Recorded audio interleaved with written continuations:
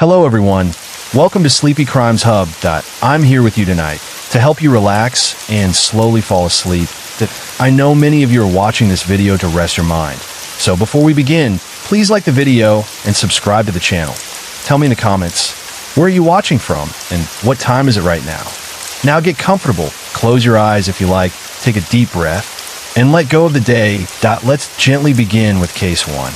Lisa Jane Hession was born on April 12th. 1970 in Lee, Greater Manchester, and she was the only daughter of her mother, Christine Hession, who was born in April 1946. Lisa grew up in a modest single-parent household on Bonnywell Road, Lee, where she was lovingly raised by her mother alongside her widowed grandmother, Ellen Nellie Hession, née Draper, who played a significant role in her upbringing and daily life. As she grew older,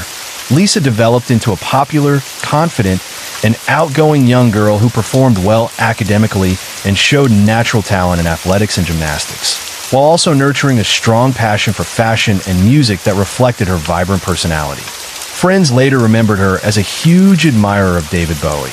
though her favorite song was "You Really Got Me" by the Kinks, a track that captured her energetic and expressive spirit. She attended Bedford High School and was actively involved in sports, particularly cross-country running, as a member of the amateur athletics club Lee Harriers, where her dedication and enthusiasm were well known.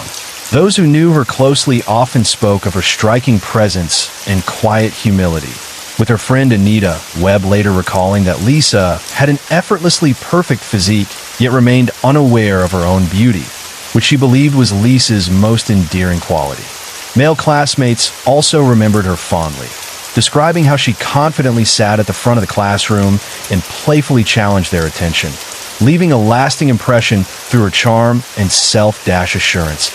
By the time she began her new academic year in September 1984, Lisa had matured further, wearing her wavy brown hair fairly short with a distinctive kiss curl falling over one eye, a look that many associated strongly with her identity. Around this time, she was involved in a close and emotionally intense relationship with an older boyfriend named Craig Newell, and although the pair had briefly separated, after an argument, they reconciled and resumed their relationship in early December, continuing to spend much of their free time together and remaining deeply connected throughout their courtship. That on December 8th, 1984, a Saturday afternoon, Lisa Jane Hession spent several hours carefully getting ready for a party she planned to attend with her boyfriend, a gathering organized by school friends as a pre-Christmas celebration and held at the home of their friend Andrew Heaton on Lee Road, a short distance from Lisa's own house. Her mother agreed to let her go on the clear condition that she would return home by 10:30 that night, a rule Lisa accepted without argument. For the occasion, she chose a white skirt that fell to her knees, white ankle boots, a striped t-shirt, a red cardigan, and a blue reefer jacket, an outfit that reflected both the fashion of the time and her own confident sense of style. Having recently added gold and blonde highlights to her hair in anticipation of the evening, she also carried a light blue collapsible umbrella in case it rained. When she left her home in the early evening, shortly before 7 o'clock, she was in noticeably good spirits and looking forward to the night ahead. Those who attended later recalled that the party itself was relaxed and enjoyable, with Lisa, her boyfriend Craig Newell, and the other guests having a good time together. As the only girl present and having only recently reconciled with Craig after a brief separation, Lisa spent most of the evening close to him, though the pair did mingle and socialize with everyone else there. Craig later told police that he and Lisa had consensual sex during the course of the evening and that she eventually decided to walk home, leaving the party at around 10:15, kissing him goodbye at the garden gate before setting off on her journey back. Several eyewitnesses later told investigators that they had seen Lisa Jane Hession walking home from the party on the night of December 8, 1984, describing how she made her way calmly through the town center before continuing along St. Helens Road and then turning into Buck Street at around 10:30 in the evening, a sighting that would become the final confirmed moment she was seen alive, at a point only a very short walk from her own home. What happened after Lisa entered Buck Street has never been fully established, but evidence suggests that she was either lured or forcibly taken by a lone male driven by sexual intent into a nearby alleyway that ran between Newlands Road and Rugby Road, a secluded spot deliberately out of view of the surrounding house windows. Within this hidden recess, close to a set of locked garage doors and a wooden garden gate, her attacker silenced her by covering her mouth while tightening her t-shirt around her neck, an act that caused her death either deliberately or as the violence escalated. During the attack, Lisa was sexually assaulted, though she was not raped, before the assailant fled the scene, leaving her fatally injured just a short distance from the safety of her own home. Despite the closeness of nearby houses, later police inquiries revealed that none of the local residents had seen or heard anything unusual that night, leaving the exact sequence of events shrouded in uncertainty and adding to the tragedy of her final moments. Within minutes of Lisa Jane Hession's curfew passing on the night of December 8, 1984, her mother became increasingly anxious about her daughter's safety. And after telephoning the homes of several of Lisa's school friends and learning that none of them had seen her that evening, she stood at a nearby corner anxiously watching the pavement, hoping to spot her daughter's distinctive white boots coming into view. Growing more distressed as time passed, she briefly searched the surrounding streets, returned again to the corner of Bonnywell Road to wait, and when Lisa still did not appear, she contacted the local police to report her missing later that evening. Driven by panic and fear, she then went out a third time to search the nearby streets before returning home, noticing a police car passing along the road as she did so, unaware that during these desperate searches she had unknowingly walked past the very alleyway where her daughter had already been murdered. Later that night, shortly before midnight, a local man named Ronald Perry and his young son made the grim discovery of Lisa's body while walking their dog, finding her lying on her back in a recessed area of the alleyway, with clear signs that her clothing had been disturbed, her skirt pulled up, and her underwear torn. The boy immediately ran to the nearest telephone box to call the emergency services while his father stayed with the body, and soon afterward a local funeral director, William Hayes, arrived at the scene and attempted to revive her. He later recalled that when he reached the garage recess, Lisa's body was already very cold, that there was a thin dark mark encircling her neck, and that she appeared to have bruising around one eye. Observations that underscored the violence of the attack and confirmed that she had been dead for some time before she was found. Despite the determined efforts of William Hayes and later paramedics to revive her, Lisa Jane Hession was pronounced dead upon arrival at Lee Infirmary, and in a devastating sequence of events, her mother was initially told only that a teenage girl matching her daughter's description had been assaulted and was receiving emergency treatment at the hospital. She was escorted there by police, clinging to hope, only to be confronted with the unbearable reality on arrival that her daughter had already died. The subsequent autopsy revealed that Lisa's cause of death was acute pressure applied to her neck,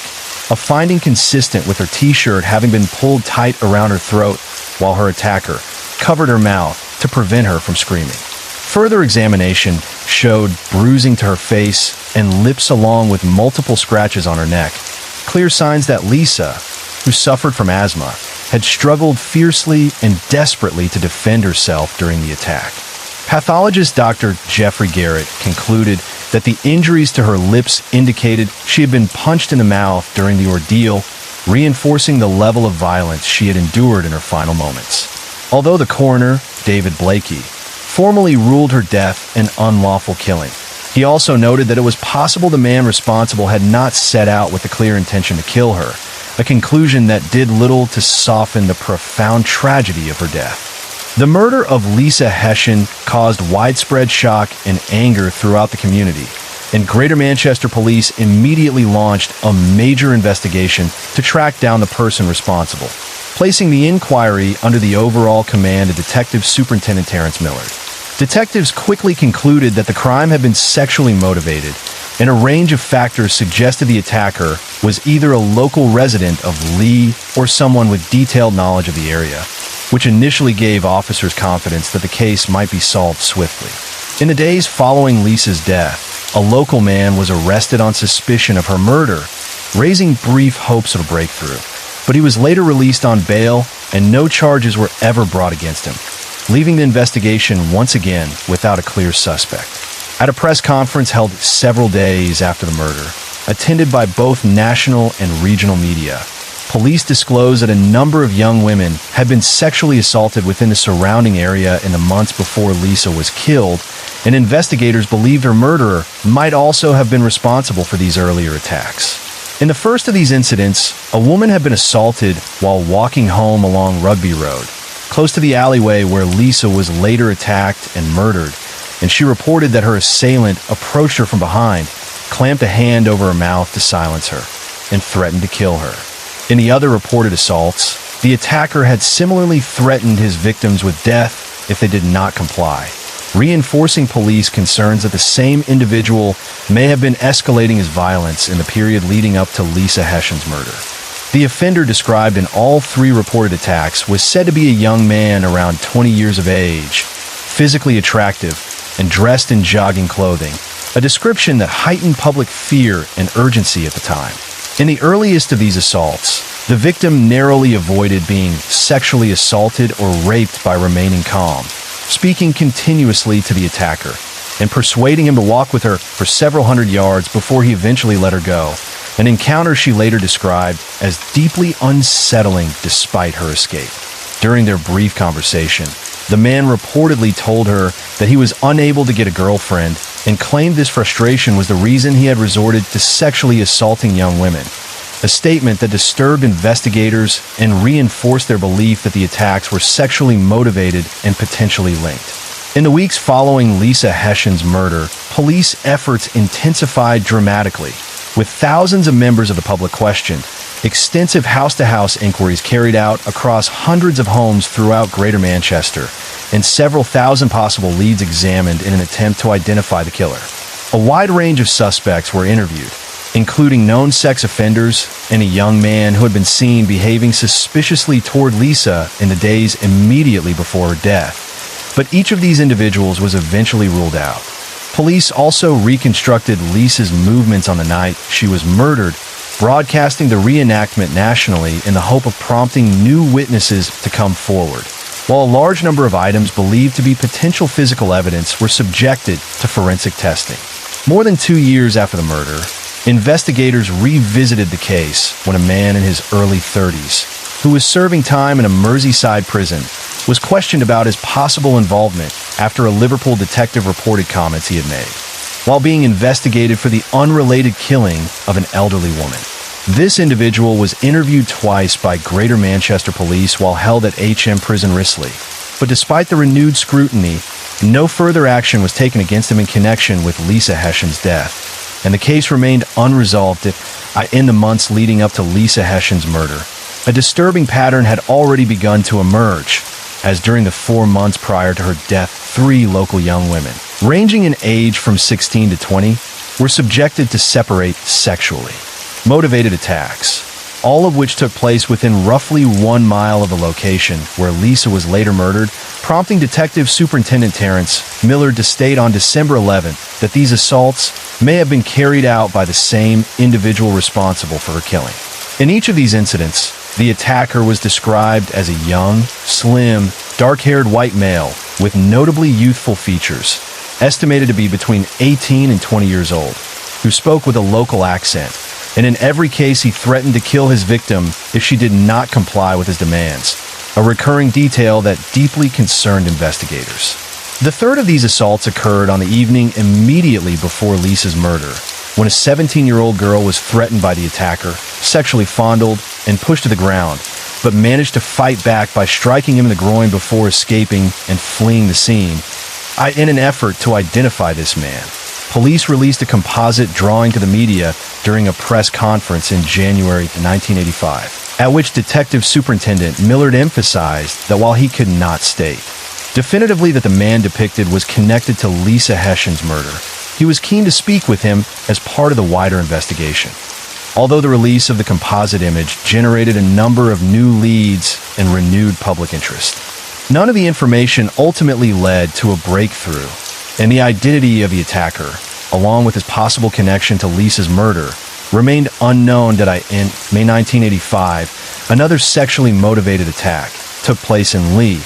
only a short distance from the spot where Lisa Hession had been murdered, and investigators believed it may also have been carried out by the same individual responsible for the earlier sexual assaults and possibly Lisa's killing. In this incident, a young white man seized a woman who was walking along Buck Street, slammed her head against a wall, and repeatedly struck her in the face until she stopped resisting,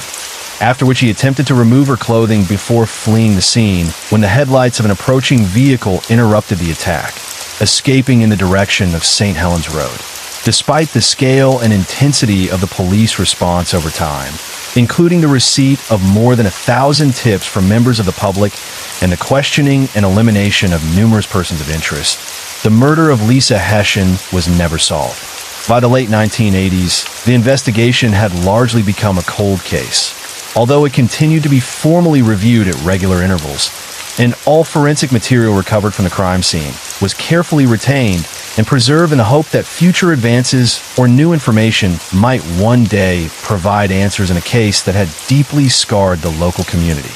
By the early 2000s, advances in DNA technology allowed investigators to obtain a partial DNA profile of Lisa Hession's murderer, and in 2011, Greater Manchester Police carried out a large-scale swabbing exercise of men in both Lee and Wigan in an attempt to identify the perpetrator.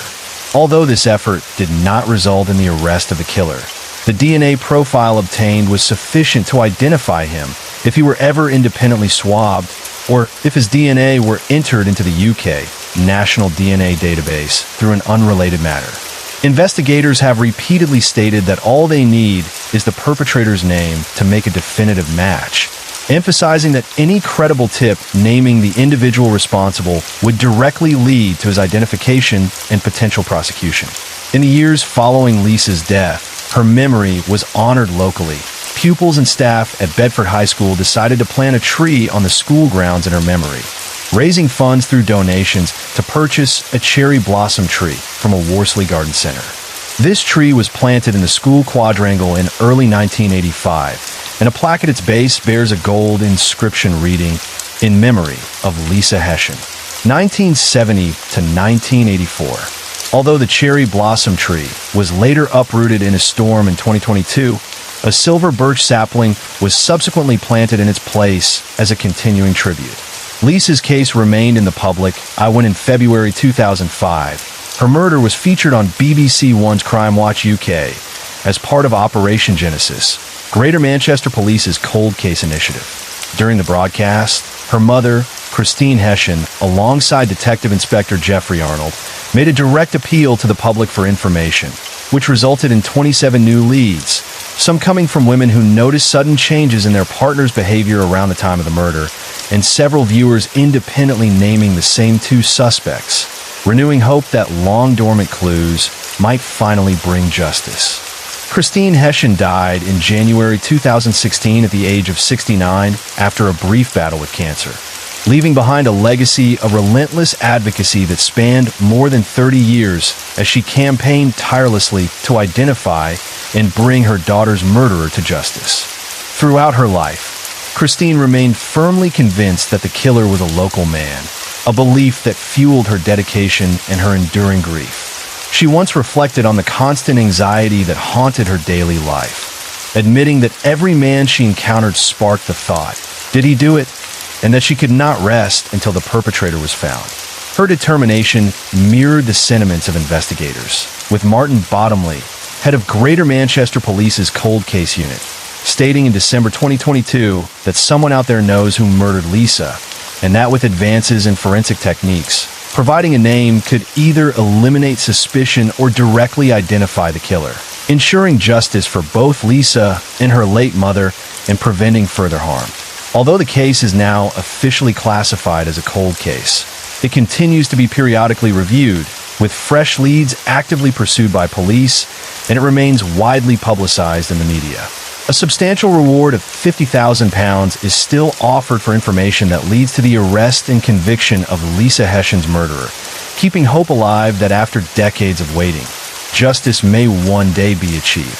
On the 40th anniversary of Lisa Hession's murder, the local community came together to hold a candlelit vigil in her memory, inviting all attendees to bring a single tea light candle as a symbol of remembrance. Participants retraced the same route Lisa had walked on the evening of her death, culminating the walk outside her home on Bonnywell Road, where flowers were placed by the front door in a poignant tribute. The vigil, organized by locals Ryan Daly and Andrea Aldred Ashcroft, concluded with a minute of silence, reflecting the enduring grief and respect for Lisa's life. On the same day, Martin Bottomley, head of Greater Manchester Police's Cold Case Unit, issued a statement reaffirming that police remained committed to identifying and apprehending her killer, underscoring that the investigation, though decades old, was far from forgotten. In March 2025, the most recent nationwide appeal for information leading to the arrest of Hession's murderer was broadcast on Crime Watch Live, featuring interviews with key figures including Neil Keeling, the current chief reporter for the Manchester Evening News, who had first covered the case in 1984 as a junior reporter with the Bolton Evening News. Reflecting on the impact of the case, Keeling remarked, "This case has remained with me for 40 years. There's just a handful that you never forget, and this is one of those," highlighting the profound and lasting effect Lisa's murder has had on both the local community and those who have followed the investigation over the decades. Case 2, let me explain. In the mid-19th century, England saw a significant influx of Irish immigrants who greatly increased the populations of its major cities, particularly in the East End of London, transforming neighborhoods into densely packed communities. By the early 1880s, Jewish refugees fleeing violent pogroms in the Russian Empire and other parts of Eastern Europe also began settling in the same area, adding to the mounting pressure on housing and resources. Whitechapel, a parish in the East End, became notoriously overcrowded, with tens of thousands living in cramped and unsanitary conditions by the late 1880s. Employment was scarce, and housing deteriorated, forcing many into extreme poverty, where high child mortality rates were tragically common and daily life was dominated by crime, alcoholism, and desperation. For many women, survival meant turning to prostitution, and by October 1888, it was estimated that dozens of brothels operated in Whitechapel, accommodating hundreds of women engaged in sex work. The area's lodging houses were filled to capacity each night, offering only the most meager sleeping arrangements, from coffin-like beds to ropes stretched across dormitories, all for a price that reflected the harsh economic realities of the time, underscoring a community struggling under the weight of overcrowding, poverty, and social neglect. The economic hardships in Whitechapel were mirrored by a growing wave of social tensions that swept through the community in the late 1880s, with frequent demonstrations and public unrest prompting repeated police intervention, most notably during the events of Bloody Sunday in 1887. The area became a focal point for anti-Semitism, racism, nativism, and crime, as extreme poverty and social deprivation fueled fears and prejudices, shaping public perception of Whitechapel as a notorious hub of immorality and vice. These perceptions were further intensified in 1888, when a shocking series of brutal and grotesque murders, later attributed to the elusive figure known as Jack the Ripper, captured the attention of the press and the public alike, spreading a sense of fear and fascination that would cement Whitechapel's reputation in the annals of criminal history.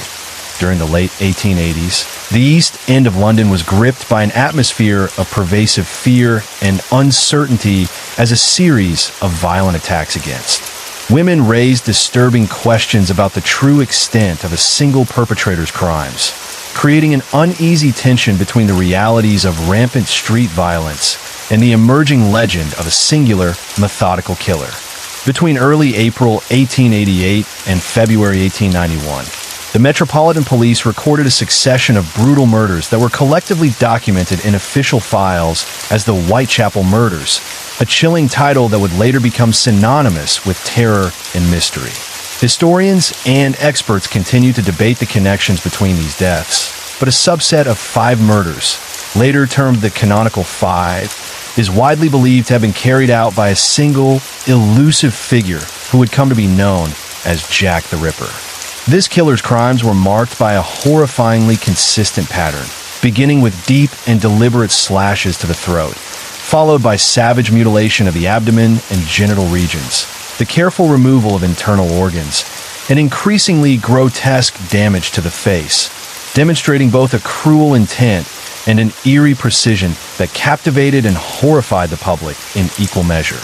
Yet not all of the cases in the Whitechapel files fit this specific pattern, as exemplified by the first two recorded murders, those of Emma Elizabeth Smith and Martha Tabram, which are generally excluded from the canonical five. Emma Smith, tragically, endured a particularly brutal assault in the early hours of April 3rd,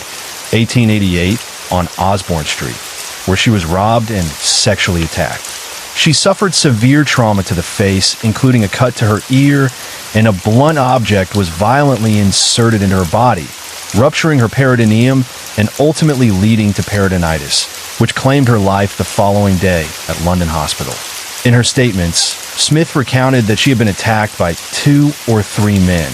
one of whom she identified as a teenager, offering a haunting glimpse into the dangers women faced in the overcrowded, impoverished streets of Whitechapel. While her death was sensationalized in contemporary media alongside the later Ripper killings, most modern analyses attribute it to the broader context of gang violence and social deprivation that plagued the East End, rather than the work of the notorious serial killer.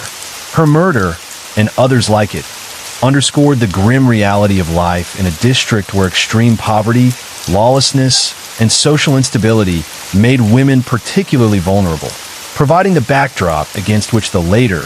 more infamous series of murders would unfold, intensifying public fear and cementing Whitechapel's lasting reputation as a place of danger, intrigue, and unsolved mystery. Martha Tabram met a grisly fate on the early morning of August 7, 1888, when she was discovered murdered on a staircase landing in George Yard, Whitechapel, her body bearing a shocking testament to the brutality of the attack. She had suffered dozens of stab wounds to her throat, chest, and abdomen, including injuries to her lungs, heart, liver, spleen, and stomach, with additional knife wounds inflicted upon her breasts and genital area. Nearly all of these injuries were caused by a sharp-bladed instrument, likely a penknife, and with almost every wound appearing to have been inflicted by a right-handed assailant, suggesting a methodical, if frenzied, attack. The sheer savagery of the assault, combined with the absence of any apparent motive and the proximity in both time and location to the murders that would later be classified as the canonical Ripper killings, initially led the police to consider Tabram's death part of the same violent series. However, the differences in the nature of the injuries complicate this connection. Unlike the later canonical victims, Tabram had not suffered deep slash wounds to her throat or abdomen, a signature characteristic of the Ripper's modus operandi, prompting many experts to question whether her murder was truly linked to the infamous serial killer.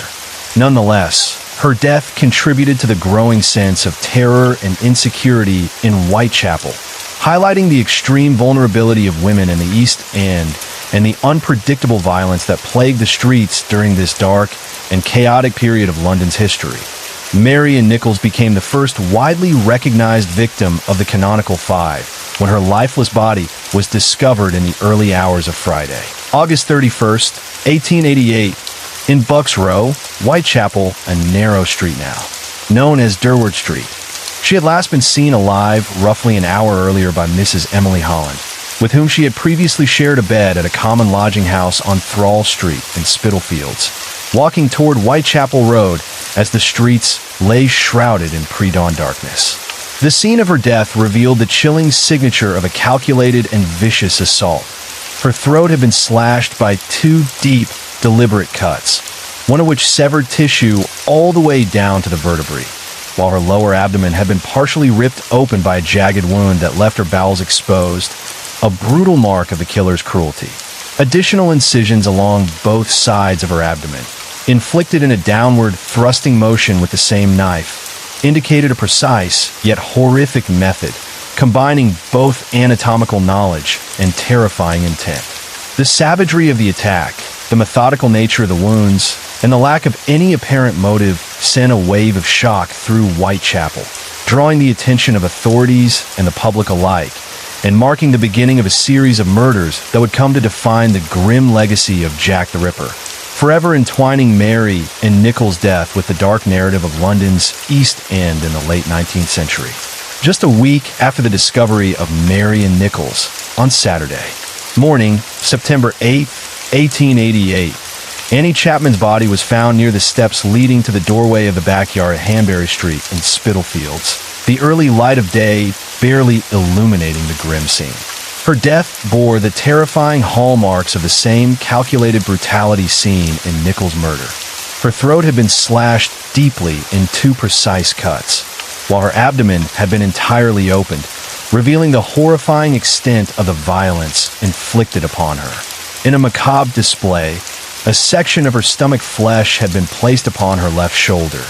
while another piece of skin and tissue, along with portions of her small intestines, had been carefully arranged above her right shoulder. The post-mortem examination revealed further mutilation. Her uterus and parts of her bladder and vagina had been removed, demonstrating a deliberate and methodical pattern that left authorities and the public both horrified and mystified. The precision and savagery of the attack, combined with the lack of any discernible motive, reinforced the growing fear that a single, calculating figure was at work in Whitechapel. One whose understanding of anatomy and willingness to inflict extreme violence marked a terrifying escalation in the series of murders that were soon to be attributed to the enigmatic Jack the Ripper, aka the inquest into Annie Chapman's murder. A witness named Elizabeth Long recounted having seen Chapman standing outside the doorway of Hanbury Street in the early pre-dawn hours around 5:30, accompanied by a dark-haired man wearing a brown deerstalker hat and a dark overcoat, whose appearance she described as shabby genteel. The man had reportedly asked Chapman a brief question, "Will you?" to which she had quietly replied, "Yes," a fleeting exchange that would later haunt investigators as they tried to reconstruct the killer's movements. Less than a month later, on the early morning of Sunday, September 30th, 1888, the East End was again struck by tragedy as 2 women, Elizabeth Stride and Catherine Eddowes, were discovered murdered in separate locations. Their deaths occurring within hours of one another. Stride's body was found in Dutfield's yard, off Burner Street in Whitechapel, at approximately 1 o'clock in the morning. Her life cut short by a single, precise incision across the neck that severed her left carotid artery and trachea, terminating beneath her right jaw. Unlike the previous canonical murders, Stride's body showed no further mutilation, leading investigators to speculate that the attack had been interrupted, leaving a brutal but incomplete signature. Witnesses later provided varied accounts of Stride's companion in the hours before her death, with descriptions differing in the color of his hair and in the quality of his attire, some recalling a dark-haired, shabby figure, while others insisted he appeared fair and well-dressed, deepening the sense of uncertainty and frustration among the police. These murders, alongside the chilling details of Chapman's encounter with a mysterious man, reinforced the growing dread in Whitechapel, as residents and authorities alike grappled with the reality of a cunning, violent predator whose presence seemed to loom over the streets at every hour of the night, striking terror into those who walked the fog-laden alleys of the East End. Just under an hour after Elizabeth Stride's body was discovered, the body of Catherine Eddowes was found in a dim corner of Mitre Square in the city of London. Her murder immediately linked to Stride's by the press and authorities as the double event, a terrifying pair of killings that shook the city. Eddowes' throat had been severed from ear to ear, and her abdomen was ripped open by a long, deep, jagged wound, her intestines gruesomely arranged over her right shoulder, with a section completely detached and placed between her body and her left arm. Further mutilations revealed the horrifying precision and cruelty of the killer. Her left kidney and the majority of her uterus had been removed, her face grotesquely disfigured with her nose severed, her cheeks slashed, and vertical cuts of varying depths carved through both eyelids. Triangular incisions were etched upon her cheeks, with the apex of each pointing toward her eyes, and part of her right ear was later recovered from her clothing, illustrating the methodical and calculated nature of the assault. The police surgeon who performed the post-mortem concluded that these mutilations must have taken several minutes to complete, underscoring the audacity and composure of the killer, even in such a public space. Shortly before the murder, a local cigarette salesman named Joseph Lewinda had passed along Church Passage, a narrow walkway leading to Mitre Square, in the company of two friends, and he later reported seeing a fair-haired man of medium build, shabby in appearance, accompanied by a woman who may have been Eddowes, though his companions could not confirm the description. The simultaneous discovery of Stride and Eddowes in such close temporal proximity sent a wave of terror across Whitechapel and beyond, cementing the double event in public consciousness and intensifying the grim legend of the mysterious and sadistic figure who would come to be known as Jack the Ripper in the early hours of the morning, just before 3 o'clock. A section of Catherine Eddowes' bloodied apron was found at the entrance to a tenement on Golston Street in Whitechapel, directly beneath a chalk inscription on the wall that read, "The Jews are the men that will not be blamed for nothing," later known as the Golston Street Graffito. While the message seemed to implicate a Jew or Jews in the series of murders, it remained uncertain whether the graffito had been left by the murderer when dropping the apron or whether it was merely incidental, a piece of the everyday graffiti that was so common in Whitechapel. The police commissioner, Sir Charles Warren, feared that the writing might ignite anti-Semitic riots and ordered it removed before dawn, reflecting the tense social climate that had long been simmering in the overcrowded East End. Less than 2 months later, the culmination of the canonical Ripper murders was found in the most horrifying display of all: the extensively mutilated and disemboweled body of Mary Jane Kelly, discovered at 10:45 in the morning on Friday, November 9, 1888, lying on the bed of her tiny room at 13 Miller's Court, off Dorset Street, Spitalfields. Kelly's face had been hacked beyond recognition, her throat slashed down to the spine, and her abdomen almost entirely emptied of its organs, with her uterus, kidneys, and one breast grotesquely placed beneath her head, while other viscera were arranged beside her feet, across the bed,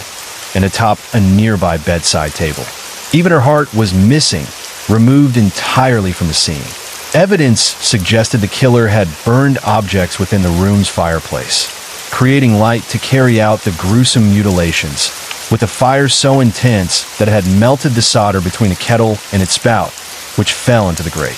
The chilling precision, the audacity of entering a private room, and the sheer scale of the mutilation marked Mary Jane Kelly's murder as the most extreme in the Ripper series, leaving an indelible mark on the public imagination and cementing the terrifying legend of Jack the Ripper as the figure who haunted the fog-shrouded streets and alleyways of Whitechapel, where poverty, overcrowding, and social unrest had already created a climate of fear and vulnerability for those living in the shadow of the East End's dark corners. The canonical 5 murders were all carried out under the cover of night, often occurring on or near weekends, typically at the end of a month or within a week thereafter, establishing a disturbing temporal pattern that suggested both planning and ritual in the perpetrator's actions. As the series of killings progressed, the mutilations inflicted upon the victims became increasingly severe, with the notable exception of Elizabeth Stride, whose attacker may have been interrupted before completing his gruesome work. Mary and Nichols, the first of the canonical victims, bore deep slash wounds to her throat and abdomen, but was not missing any organs, while Annie Chapman's murder escalated in brutality, with the removal of her uterus and portions of her bladder and vagina, and the deliberate placement of sections of her flesh and intestines across her body. Catherine Eddowes suffered extensive mutilations, including the removal of her uterus and left kidney, as well as grotesque facial disfigurement. And Mary Jane Kelly's murder represented the horrifying culmination of the series, with her body eviscerated almost beyond recognition, her face gashed in every direction, and her neck tissue severed down to the bone, though only her heart was entirely missing from the scene. Historical evidence linking these 5 murders to a single perpetrator derives from contemporaneous police documents that deliberately excluded other Whitechapel murders from his classification, suggesting a unique and consistent modus operandi. In 1894, Sir Melville Macnaghten, then Assistant Chief Constable of the Metropolitan Police Service and head of the Criminal Investigation Department, asserted in a formal report that the Whitechapel murderer had only 5 victims, a conclusion reinforced by a letter from Police Surgeon Thomas Bond to Robert Anderson, the head of the London CID, written shortly after the final murder in November 1888, solidifying the canonical 5 as the core of Jack the Ripper's enduring and horrifying legacy. In the public imagination, while some researchers maintain that a single killer was undoubtedly responsible for certain Whitechapel murders, there is significant debate over the true number of perpetrators, with the possibility that an unknown number of criminals acted independently in committing other attacks. Authors Stuart P. Evans and Donald Rumbelow have argued that the idea of the canonical 5 represents a Ripper myth, suggesting that only 3 of the cases, those of Mary and Nichols, Annie Chapman, and Catherine Eddowes, can be definitively linked to the same perpetrator, while the involvement of Jack the Ripper in the murders of Elizabeth Stride and Mary Jane Kelly remains less certain. Conversely, other scholars posit that the 6 murders occurring between the killings of Martha Tabram and Mary Jane Kelly were the work of a single, calculating individual, while Percy Clark, assistant to the pathologist George Bagster Phillips, concluded that only 3 of the murders were connected, proposing that others may have been committed by weak-minded individuals attempting to emulate the crimes. It is also worth noting that Sir Melville Macnaghten, who later produced a famous memorandum about the murders, did not join the police force until after the events and included numerous factual errors regarding potential suspects. Following Mary Jane Kelly's death, which is generally considered the final canonical Ripper killing, it is believed that the series of murders ceased due to the culprit's death, imprisonment, institutionalization, or emigration, though the Whitechapel murders file records additional killings that occurred afterward. Among these later deaths, Rose Milett, a 26-year-old woman, was found strangled in Clark's Yard on High Street in Poplar on December 20th, 1888, with little evidence of struggle. While police initially considered the possibility of accidental death or suicide, faint cord markings on her neck suggested deliberate strangulation, and the inquest ultimately returned a verdict of murder. Other post-canonical cases included Alice Mackenzie, the Pinchin Street torso, and Francis Coles, all contributing to the continued climate of fear in the East End and highlighting the persistent dangers faced by women in a community already traumatized by the notorious killings of Jack the Ripper. Alice Mackenzie was found murdered shortly after midnight on July 17, 1889, in Castle Alley, Whitechapel, her death adding another layer of fear and uncertainty to the already terrorized East End. She had suffered 2 deep stab wounds to her neck, with her left carotid artery severed, and her body bore several minor cuts and bruises alongside a long, superficial gash extending from her left breast down to her navel. Among the examining pathologists, Thomas Bond considered the murder to fit the pattern of the Ripper killings, though his colleague George Bagster Phillips, who had studied the previous canonical victims, disagreed, reflecting the persistent uncertainty over the authorship of the crime. Scholars and writers remain divided, some suggesting that Mackenzie's killer deliberately imitated the infamous modus operandi of Jack the Ripper in order to deflect suspicion, while others attribute the murder directly to the same elusive hand that terrorized Whitechapel the previous year. Weeks later, on September 10, 1889, the decomposed, headless, and legless torso of an unidentified woman, aged between 30 and 40, was discovered beneath a railway arch on Pinchin Street, Whitechapel. Bruising on her back, hip, and arm indicated that she had been severely beaten before her death, and her abdomen had been extensively mutilated, though her genitals were left untouched. Forensic evidence suggested that the woman had been killed approximately a day before her torso was found, and the dismembered sections of her body had likely been transported to the railway arch and concealed beneath an old chemise, demonstrating a grim and methodical attempt to hide the crime. Both the Mackenzie and Pinchin Street cases reinforced the perception that Whitechapel remained a place of extraordinary danger, where violent death could strike suddenly and where the legacy of the Ripper killings continued to loom over the dark narrow streets and alleys of the East End, perpetuating fear among residents and challenging investigators to untangle the truth from the layers of chaos and imitation. In the early hours of February 13th, 1891, at approximately 2:15 a.m. PC, Ernest Thompson discovered 31-year-old prostitute Frances Coles lying beneath a railway arch at Swallow Gardens in Whitechapel, her life hanging by a thread in the chilling silence of the East End.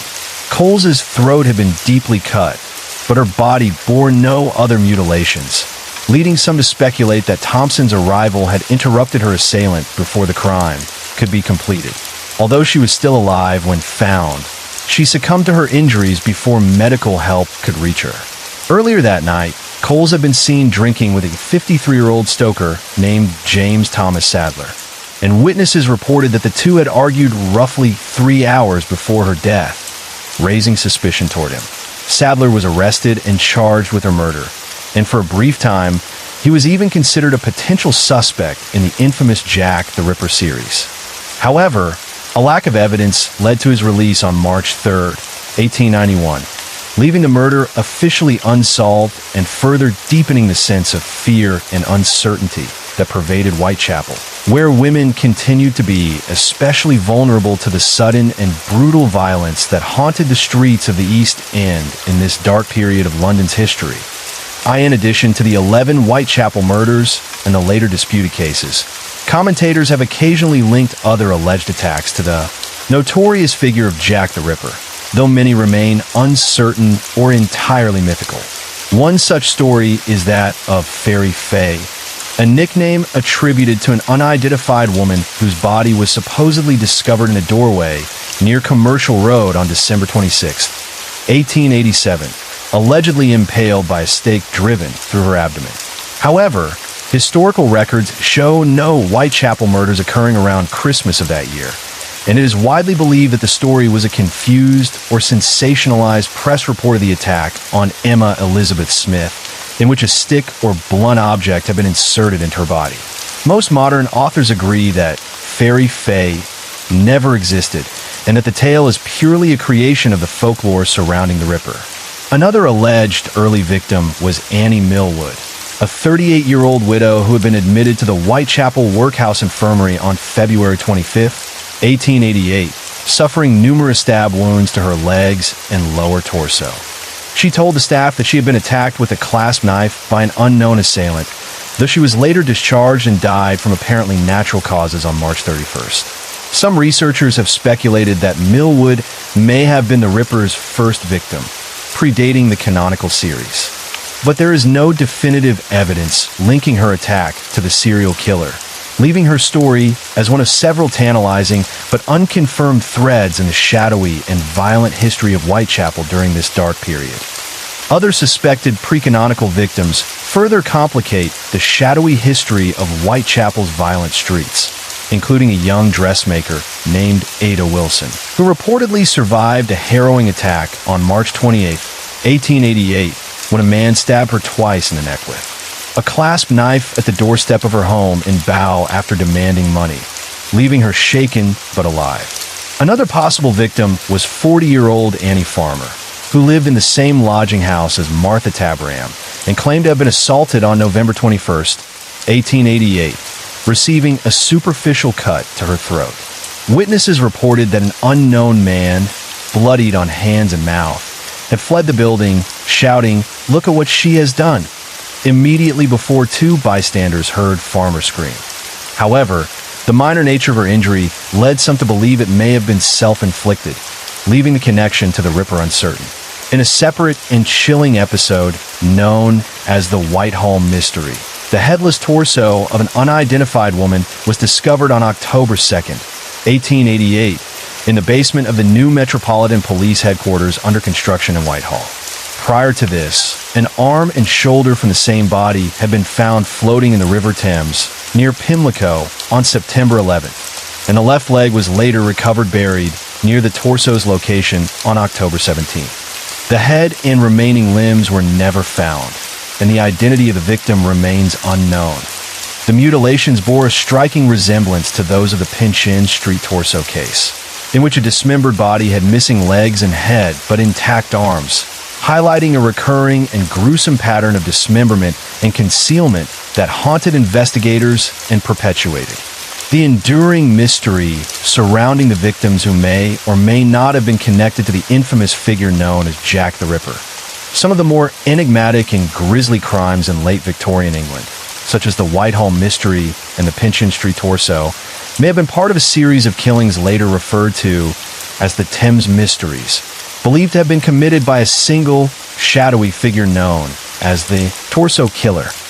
Whether this killer was the same individual as Jack the Ripper or a separate, equally ruthless serial murderer operating in the same geographic area remains a subject of historical debate. The Torso Killer's modus operandi differed significantly from the Ripper's, focusing on decapitation and dismemberment while leaving victims' genitalia untouched, which led police at the time to discount any direct connection between the two crime sprees. Only one of the 4 victims linked to this killer was positively identified, Elizabeth Jackson, a 24-year-old prostitute from Chelsea, whose various body parts were recovered from the River Thames over a 3-week period between May 31st and June 25th, 1889, offering a chilling testament to the methodical and calculated nature of the attacks. In a separate and equally disturbing case, the body of a 7-year-old boy named John Gill was discovered on December 29, 1888, in a stable block in Manningham, Bradford, after he had been missing since the morning of December 27th. The young boy's legs had been severed, his abdomen opened, and his intestines partially removed, while his heart and one ear were missing, drawing immediate and sensational speculation that the Ripper had expanded his reign of terror beyond London. His employer, 23-year-old milkman William Barrett, was arrested twice in connection with the murder, but released both times due to insufficient evidence. And no one was ever prosecuted for the crime. These cases, whether linked to the Ripper or other unknown perpetrators, reinforced the grim perception of late Victorian England as a landscape in which both women and children could fall victim to the darkest extremes of human cruelty, with the Thames and the streets of London serving as silent witnesses to violence that was methodical, horrifying, and often inexplicably left unsolved. Across the Atlantic, in New York City, a similarly chilling murder occurred on April 24, 1891, when a woman named Carrie Brown, nicknamed Shakespeare for her habit of quoting the Bard sonnets, was found strangled with her own clothing and then mutilated with a knife. Her body bore a large tear through the groin area and superficial cuts along her legs and back, while an ovary was discovered on the bed, either intentionally removed or accidentally dislodged during the attack. Despite these gruesome details and the immediate comparisons drawn by the press to the notorious murders in Whitechapel, the Metropolitan Police ultimately ruled out any connection to Jack the Ripper, though the similarities in brutality and apparent method served to heighten the fear and fascination surrounding serial killings in the late 19th century, demonstrating that the shadow of such violence was not confined to the foggy streets of London, but extended even to distant urban centers. Like New York, where women remained vulnerable to sudden and horrific attacks at the hands of unknown predators,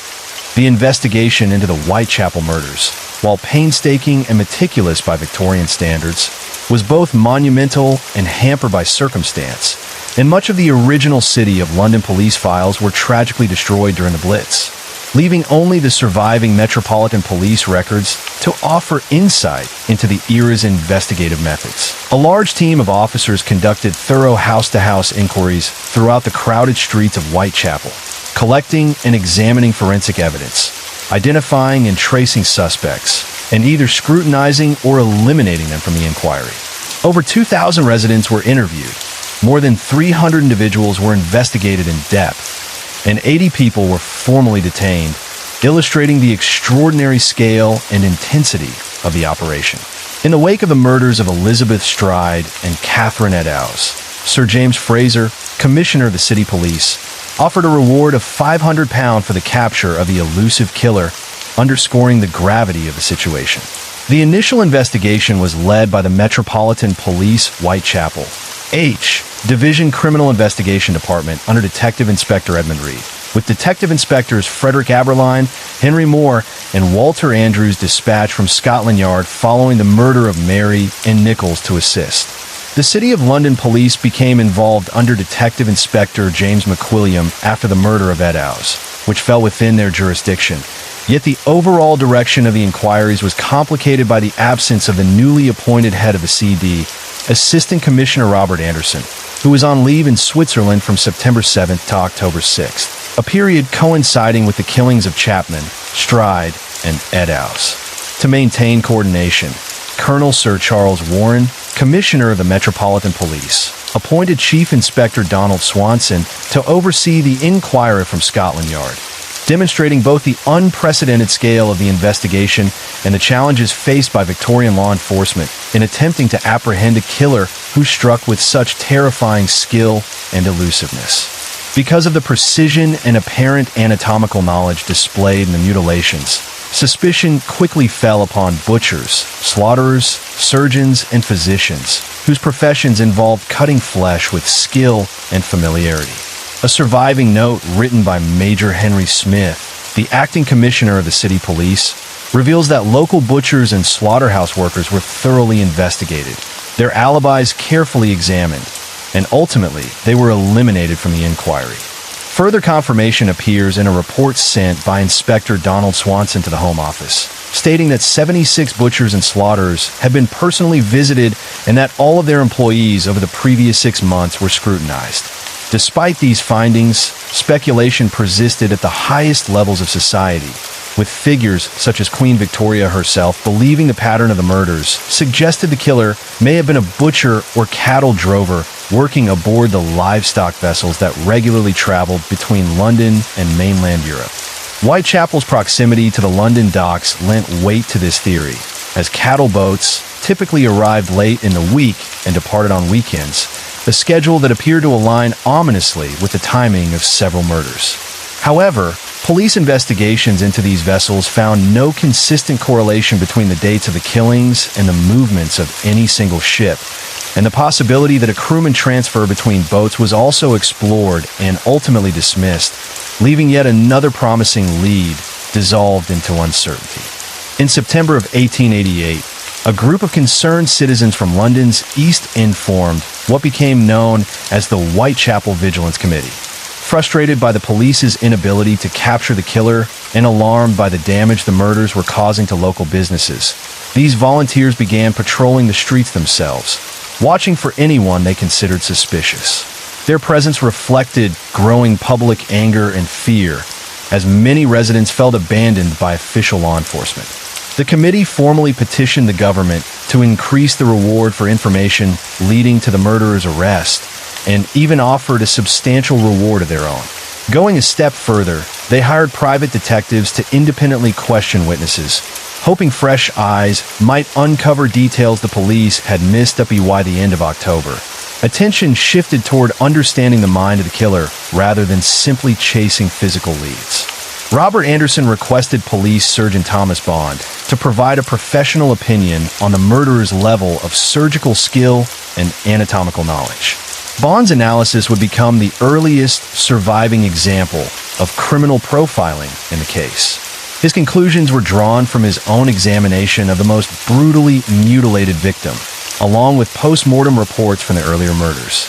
Bond firmly believed that all of the killings had been carried out by the same individual. He observed that in the first 4 murders, the victims' throats appeared to have been cut from left to right, while in the final case, the extreme mutilation made it impossible to determine the direction of the fatal wound. However, the presence of arterial blood splashed on the nearby wall suggested the position in which the victim's head had been lying, reinforcing his belief that the same hand was responsible for all 5 crimes. After reviewing all the circumstances surrounding the killings, Bond concluded that the victims must have been lying down at the moment of death, and that in every instance the throat was cut before any other injuries were inflicted. He firmly rejected the notion that the murderer possessed scientific training or anatomical expertise, arguing that the wounds did not reflect the skill of a surgeon, a butcher, or even a horse slaughterer. In his view, the killer was likely a solitary individual prone to periodic episodes of violent obsession, driven by what he described as homicidal and erotic mania, with the nature of the mutilations possibly pointing toward an abnormal sexual compulsion. Bond suggested that the violent urges may have developed from a deeply brooding or revenge-driven state of mind, though he also considered and largely dismissed the possibility that religious delusions were at the root of the behavior. Despite the absence of any evidence that the murderer engaged in direct sexual acts with the victims, later psychologists have proposed that the use of a knife for penetration and the deliberate positioning of the bodies in exposed, degrading poses imply that the attacker derived sexual gratification from the violence itself. This interpretation, however, remains contested, with some critics dismissing such conclusions as speculative and unsupported by definitive proof. The pattern of the killings, which repeatedly occurred around weekends and public holidays and within a very limited area, has led many observers to believe that the Ripper was a local man who maintained regular employment and was familiar with the streets of Whitechapel. This close clustering in time and place suggested someone who could move unnoticed through the neighborhood and return easily to his daily routine without raising suspicion. In contrast, other theories have proposed that the killer was an educated man from the upper classes, possibly a doctor or even an aristocrat, who deliberately entered Whitechapel from a more affluent area. Such interpretations were shaped by the social fears of the Victorian era, including anxiety about the medical profession, distrust of rapidly advancing science, and the belief that the wealthy exploited the poor with little consequence. Over time, the intense fascination with the case led to the creation of the term ripperology, which refers to the ongoing study and analysis of the murders in an effort to uncover the killer's true identity, a pursuit that has inspired countless books, films, and fictional retellings. As years passed, suspects began to include almost anyone loosely connected to the events through historical records, along with several well-known figures who were never seriously considered by the original police investigation, such as celebrated artists and authors. With everyone directly involved now long deceased, modern writers and theorists often feel free to accuse individuals without the need for solid historical proof, relying instead on speculation and coincidence. Although a small number of suspects were mentioned in surviving police memoranda from the period, the evidence against them remains weak and largely circumstantial, ensuring that the mystery of Jack the Ripper continues to endure unresolved. Beyond the many contradictions and unreliability found in contemporary witness accounts, efforts to identify the murderer have been severely hindered by the absence of any confirmed and reliable forensic evidence. Modern attempts to use DNA analysis have tried to associate a Whitechapel barber named Aaron Kosminski with material believed to be from the crime scenes, while separate efforts have attempted to connect artist Walter Sickert to letters that claim to be written by the Ripper, though these letters are widely suspected to be hoaxes.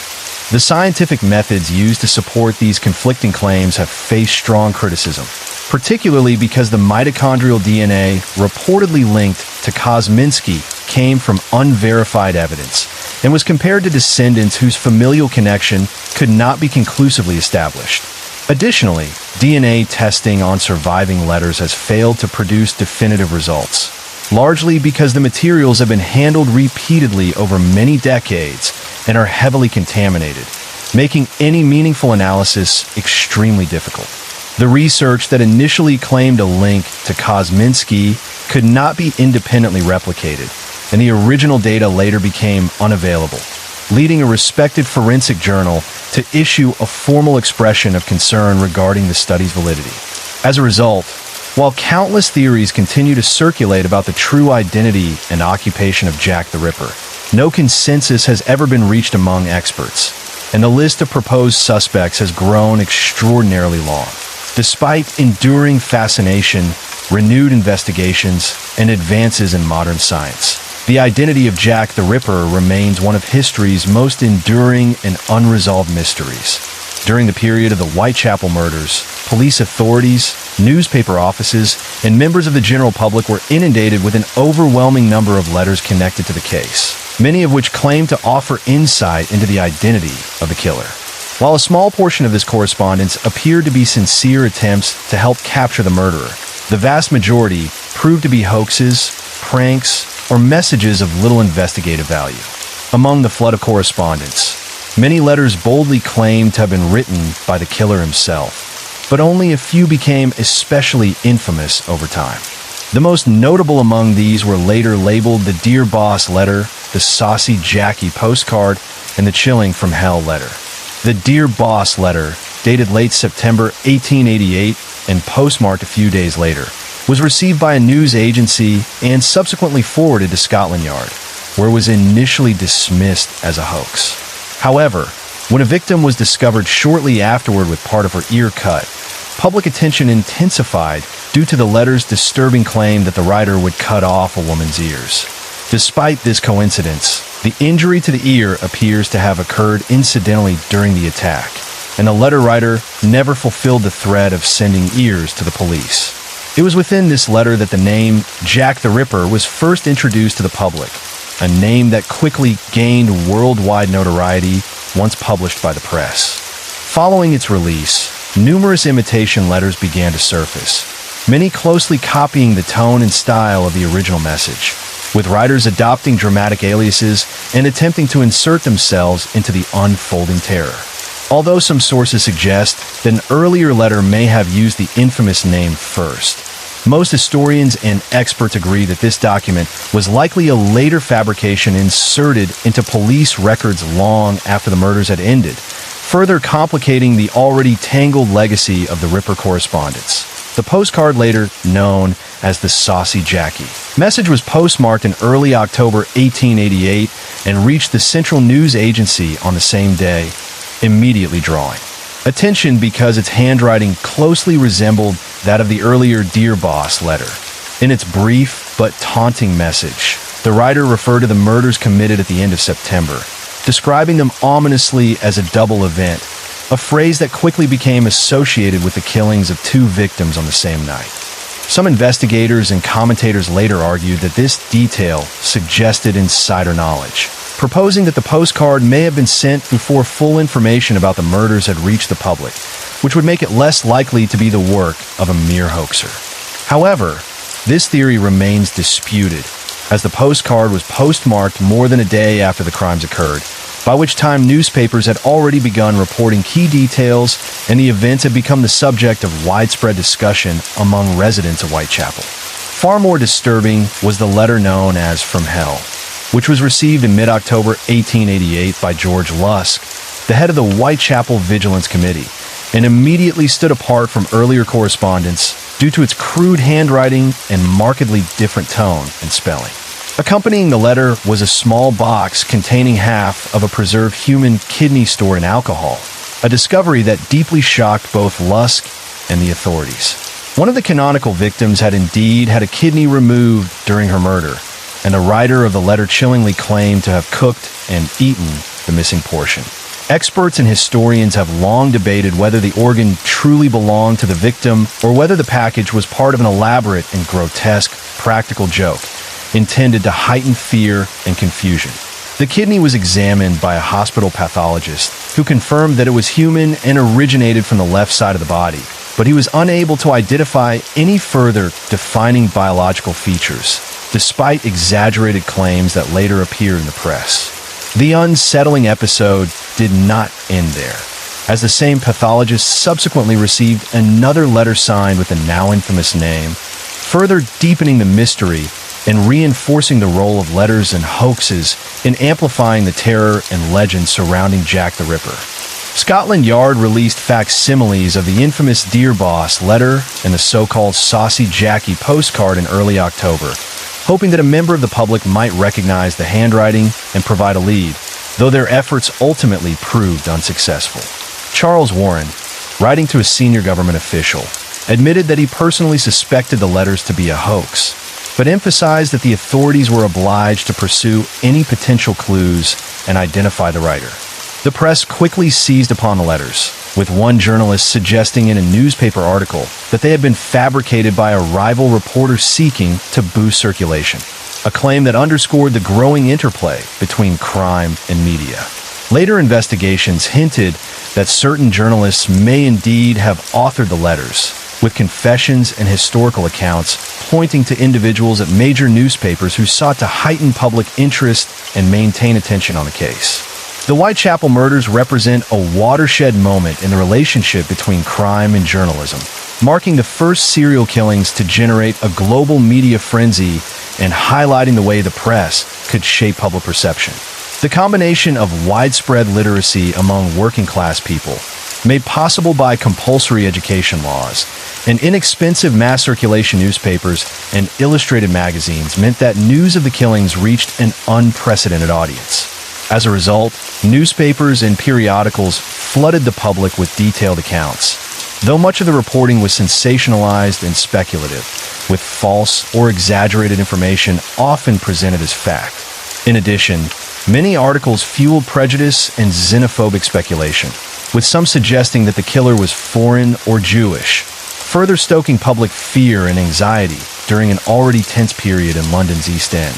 In the weeks following the murder of Mary and Nichols, the press eagerly speculated about the identity of the killer, and one early target of suspicion was a figure dubbed Leather Apron, a notorious character said to roam the East End. Newspapers complained that the police deliberately withheld information, prompting reporters to fill the void with imaginative and often exaggerated accounts, some of which described Leather Apron in lurid detail. Rival journalists dismissed many of these reports as purely fictional, a product of the reporter's imagination rather than fact. A local shoemaker, John Pizer, who worked with leather, became associated with the nickname and was briefly arrested, despite investigators admitting that there was no evidence connecting him to the crimes, and he was soon released once his alibis were verified. After the emergence of the Dear Boss letter, the chilling name Jack the Ripper quickly supplanted Leather Apron in both the media and public consciousness, providing the killer with a more terrifying and memorable identity. The choice of the name Jack drew on an existing London legend, that of Spring-Heeled Jack, a mysterious figure said to leap over walls to attack his victims before vanishing without a trace. This practice of assigning nicknames to serial killers became a standard journalistic approach in later years, inspiring examples such as the Axeman of New Orleans, the Boston Strangler, and the Beltway Sniper, while subsequent killers have often been labeled in reference to the original Ripper, with names like the French Ripper, the Dusseldorf Ripper, and the Yorkshire Ripper. The sensationalized media coverage, coupled with the fact that no one was ever brought to justice, has blurred the lines between fact and myth, embedding Jack the Ripper in both historical memory and popular culture as the archetype of the elusive and terrifying serial killer. The shocking brutality of the Ripper murders and the impoverished circumstances of his victims cast a stark light on the harsh realities of life in London's East End, drawing widespread attention to the overcrowded, insanitary slums and igniting public outrage over the conditions in which so many people lived. In the decades following the killings, efforts were made to clear and demolish the most dilapidated areas, transforming parts of the East End, though many streets and some historic buildings remain to this day. The legend of the Ripper has endured alongside these urban changes, preserved and promoted through guided tours that trace the locations associated with the murders and the lives of the victims, keeping the memory of the events alive for modern audiences. One such site, the 10 Bells Public House in Commercial Street, which had been frequented by at least one of the canonical victims, became a focal point for these tours, serving as both a historical landmark and a symbol of the darker,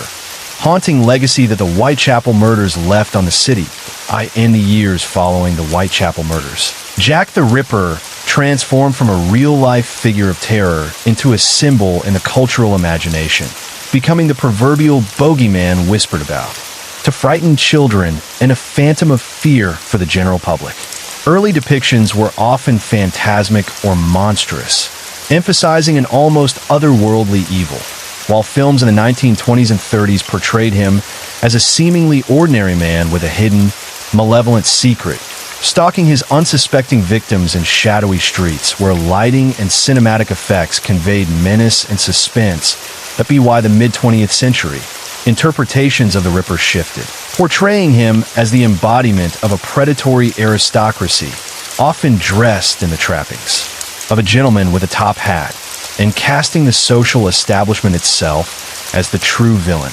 with the murders symbolizing the exploitation of the poor by the wealthy. Over time, the image of the Ripper absorbed motifs from classic horror, borrowing elements from Dracula's cloak, Frankenstein's gruesome organ harvests, and other gothic and macabre imagery, while fictionalized versions of the figure have been adapted across a remarkable range of genres, from detective stories such as Sherlock Holmes to Japanese erotic horror, blending historical crime with fantasy, legend, and a universal fascination with human evil. Jack the Ripper has inspired an astonishing range of works that blur the lines between fact and fiction, from the infamous letters attributed to him to the notorious hoax diary known as the Diary of Jack the Ripper.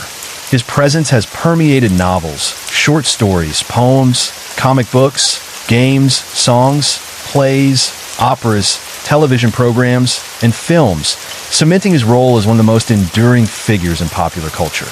The sheer volume of literature devoted to the case, spanning more than 100 nonfiction works, makes it one of the most documented in the history of true crime writing. The study of the murders even developed its own niche, known as Ripperology, a term coined in the 1970s to describe the efforts of both professional researchers and dedicated amateurs, with periodicals such as Ripperana, Ripperologist, and Ripper Notes continuing to publish findings and theories to this day. The cultural fascination with the Ripper extends beyond print, influencing public perception and memory. A BBC History magazine poll once controversially named him the worst Briton in history, reflecting the lasting horror he evokes. The figure of Jack the Ripper has also been commercialized, most notably with the opening of the Jack the Ripper Museum in East London, which drew criticism from local officials and protesters alike. While similar disputes arose when themed establishments such as fish and chip shops adopted his name, sparking debates over the ethics of profiting from such a grim and violent legacy. Case 3, let me explain. Marianne Schmidt arrived in Melbourne, Victoria, from West Germany with her family in September 1958, joining her parents Helmut and Elizabeth, and her siblings Helmut Jr., Hans, Peter, Trixie, and Wolfgang, while another child, Norbert, would be born the following year. The Schmidts initially lived in a migrant hostel in Unanderra, New South Wales, before eventually settling in Temora, seeking stability in their new country. In 1963, after Helmut Schmidt was diagnosed with Hodgkin's disease, the family relocated to the Sydney area, taking up residence in West Ryde, where tragedy struck the following year with Helmut's passing. Next door lived Christine Chirac, who resided with her grandparents, Jim and Jeanette Tague, after the death of her father in 1953. Her mother, Beryl Chirac, had remarried and was living in the northwestern Sydney suburb of Seven Hills. For reasons unknown, Christine chose to live with her grandparents, and when the Schmidts moved in, she formed a close and lasting friendship with Marianne, who was the same age, creating the bonds of childhood that would define their early years in this new Australian setting. That on January 1st, 1965, Chirac and Schmidt visited the beach at Cronulla, a location that had long been a favorite picnic spot for the Schmidt family. Diary entries discovered after the murders later revealed that the girls had shared kisses with some boys at the beach that day, capturing a fleeting moment of youthful innocence. The very next day, the Schmidt children returned to Cronulla without Chirac, while their mother was admitted to the hospital for a major operation, leaving Helmut Jr. and Marianne responsible for managing the household in her absence. On Saturday, January 9th, Schmidt and Chirac sought permission from Schmidt's still hospitalized mother to take the younger children to Cronulla the following day, a request that was granted, though the outing was ultimately thwarted by rain, postponing what would have been another day of family leisure at the beach. That on Monday, January 11th, 1965, Chirac and Schmidt set off once again for Cronulla, accompanied by Schmidt's 4 youngest siblings, traveling by train and transferring at Redfern before arriving at the station around 11 a.m. The wind was strong, and the beach had been closed, so the group made their way to the southern end, finding shelter among the rocks. 8-year-old Wolfgang was still eager to swim, prompting Schmidt to take him to a shallow part of the surf away from the rocks before returning to the others for a picnic. At some point, Chirac wandered off alone before rejoining the group, and together they decided to explore the sandhills behind Wanda Beach. By approximately 1 p.m., they had reached a point around 400 meters beyond Wanda's surf club, stopping behind a sandhill to take shelter as the younger children complained about the harsh conditions. Schmidt told her siblings that she and Chirac would first return to the rocky area at the southern end to retrieve their bags and then come back for the children to head home. But instead the girls continued deeper into the sandhills. When Peter warned them that they were going the wrong way, they merely laughed and pressed on, ignoring the caution and straying further from the others. The Schmidt children waited behind the sandhill until around 5 p.m., after which they collected their bags, including Schmidt and Chirac's purses, and made their way home on the last train, arriving around 8 p.m. That same evening, at approximately 8:30 p.m., Chirac's grandmother reported the two girls missing, setting in motion a frantic search. The following morning, Tuesday, January 12, 1965, Peter Smith was walking with 3 young nephews through the sandhills near Wanda Beach when some distance north of the Wanda Surf Club, he noticed what at first appeared to be a store mannequin buried face down in sand. Brushing away the sand from the head, he was confronted with the shocking reality that it was a human body, and the authorities were promptly called from the surf club, though at that moment Smith believed he had discovered only a single victim. When the murder scene was examined, Schmidt was discovered lying on her right side with her left leg bent, while Chirac lay face down with her head pressed against the sole of Schmidt's left foot. Both girls bore scratch marks on their faces, evidence of a violent struggle. Investigators noted a 34-meter drag mark leading to the scene, for which they inferred that Chirac had likely attempted to flee while Schmidt was dying, only to be caught, incapacitated, and dragged back to the body of her friend. An intensive search was launched to locate the murder weapons, believed to be a long knife and some form of blunt instrument, but these were never recovered. Tons of sand from the area around the scene were sifted in the effort, yielding various items, including a blood-stained knife blade. However, authorities were unable to definitively link any of these objects to the murders, leaving the case shrouded in grim uncertainty. The autopsy of Chirac revealed a blood alcohol concentration of 0.015, while no alcohol was detected in Schmidt's system. It was also noted that Chirac had consumed food, cabbage and celery, possibly part of a Chico roll, that was different from what the rest of the group had eaten, suggesting she may have eaten it while alone. The examination revealed horrific injuries. Chirac had suffered a fractured skull from a blow to the back of her head and had been stabbed 14 times, while Schmidt's throat had been deeply slashed and she had been stabbed 6 times. Both girls' underwear had been cut, and attempts at sexual assault had been made, with semen found on each, though the autopsy confirmed that their hymens remained intact. Schmidt's brother Hans, upon viewing photographs of her body, described the scene in shocking detail, saying that she had been stabbed between 25 and 30 times and had nearly been decapitated due to the vicious slashing of her throat, underscoring the extreme brutality of the attack. During Chirac's absence, Wolfgang noticed a teenage boy hunting crabs, and he later claimed to have seen the same boy 2 more times, once with his sister and Chirac, and again much later walking alone. Questions have been raised about his description of this individual, as Wolfgang's accounts over time variously mentioned that the boy carried a homemade spear gun, a fishing knife, or sometimes both. The last official sighting of the girls occurred around 12:45 p.m. when local fireman Dennis Dostin, walking in the area with his son, observed them approximately 730 meters north of the Wanda Surf Club. Dostin reported that the girls appeared to be hurrying, with one frequently glancing behind her, as though they were being followed, though he saw no one else nearby. While other people were seen in the area that day, many were never identified and never came forward,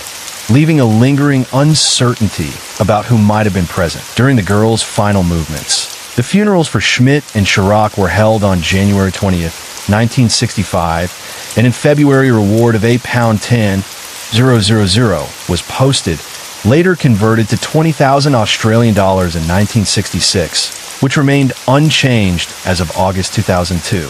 By April 1966, the coroner had handed down his report, by which time police had interviewed approximately 7,000 people,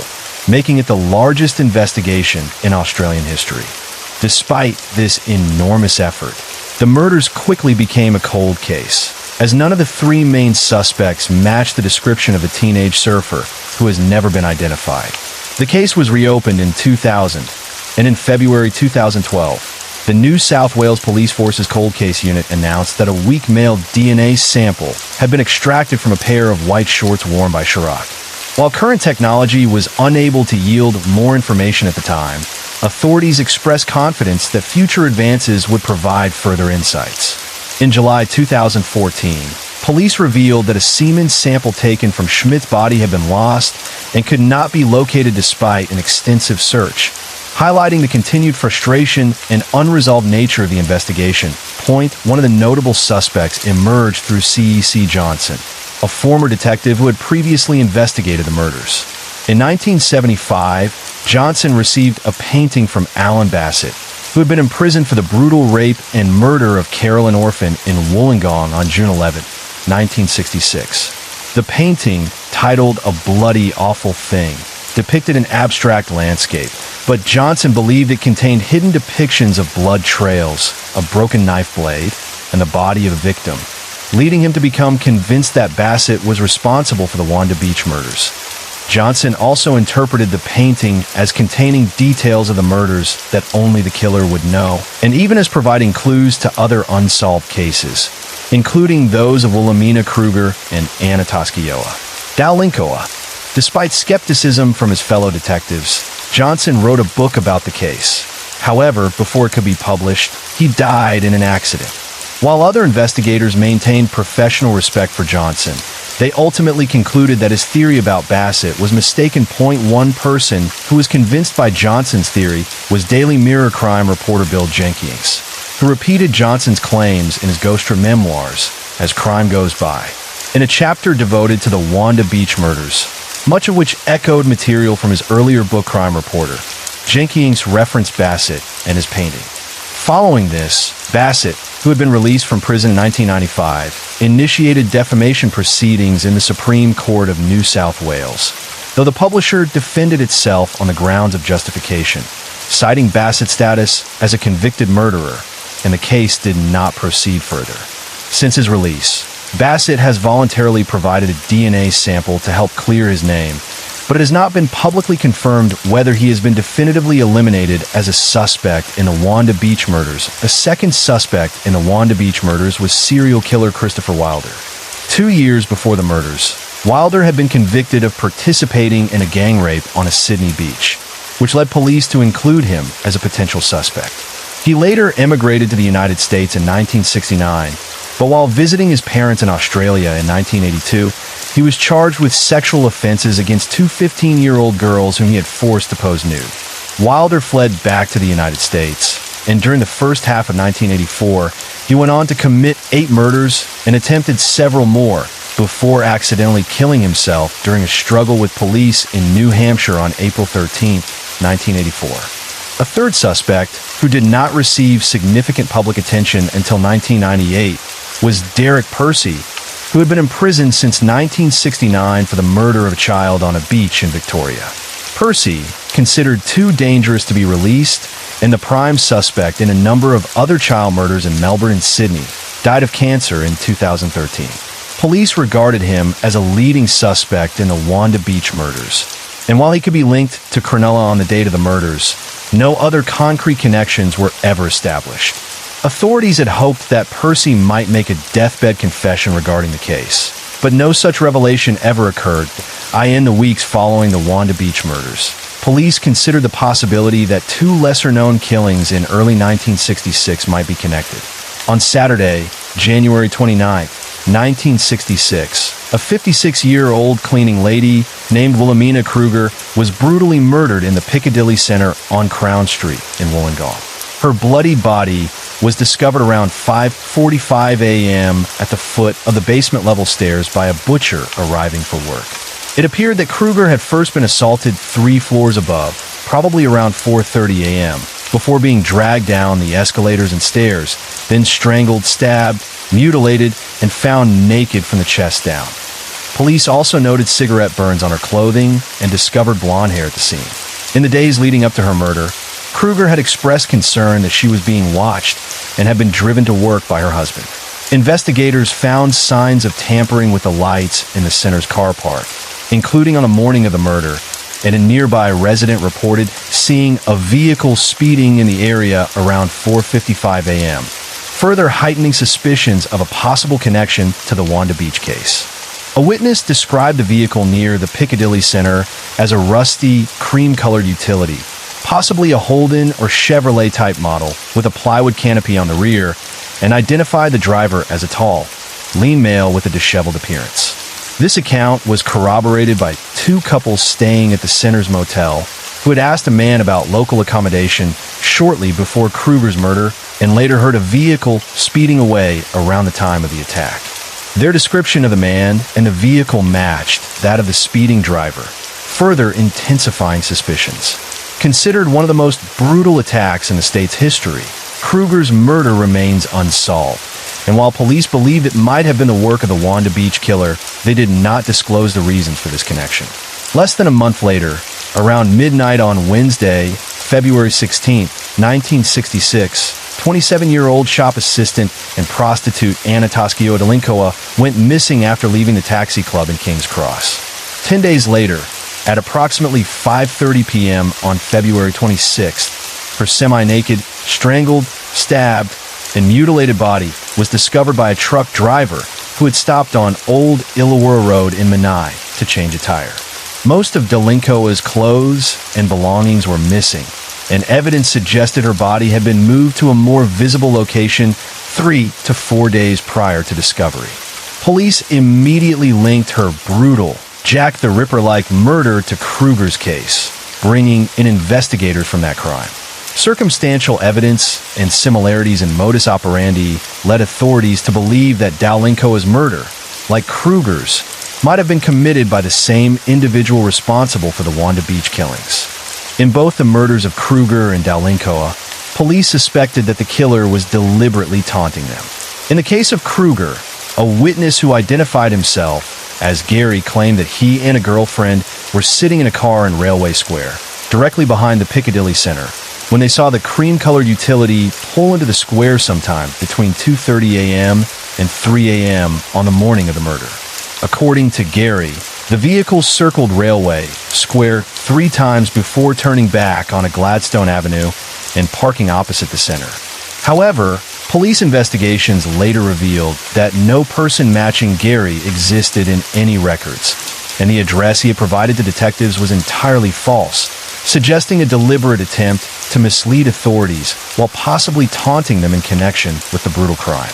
Case for Let Me Explain Gabrielle Venora Petito was born on March 19, 1999, in the small town of Blue Point, New York, where she grew up in a lively household with several younger siblings and half-siblings, surrounded by the love, chaos, and challenges of a large family. From an early age, she displayed a deep sense of empathy and awareness of the world around her, which became evident in 2013 when she and her stepbrothers appeared in a music video to raise awareness about gun violence in America, inspired by the tragic shooting at Sandy Hook Elementary School, demonstrating both her creativity and her desire to make a meaningful impact. She continued her education at Bayport Blue Point High School in Bayport, New York, graduating in 2017,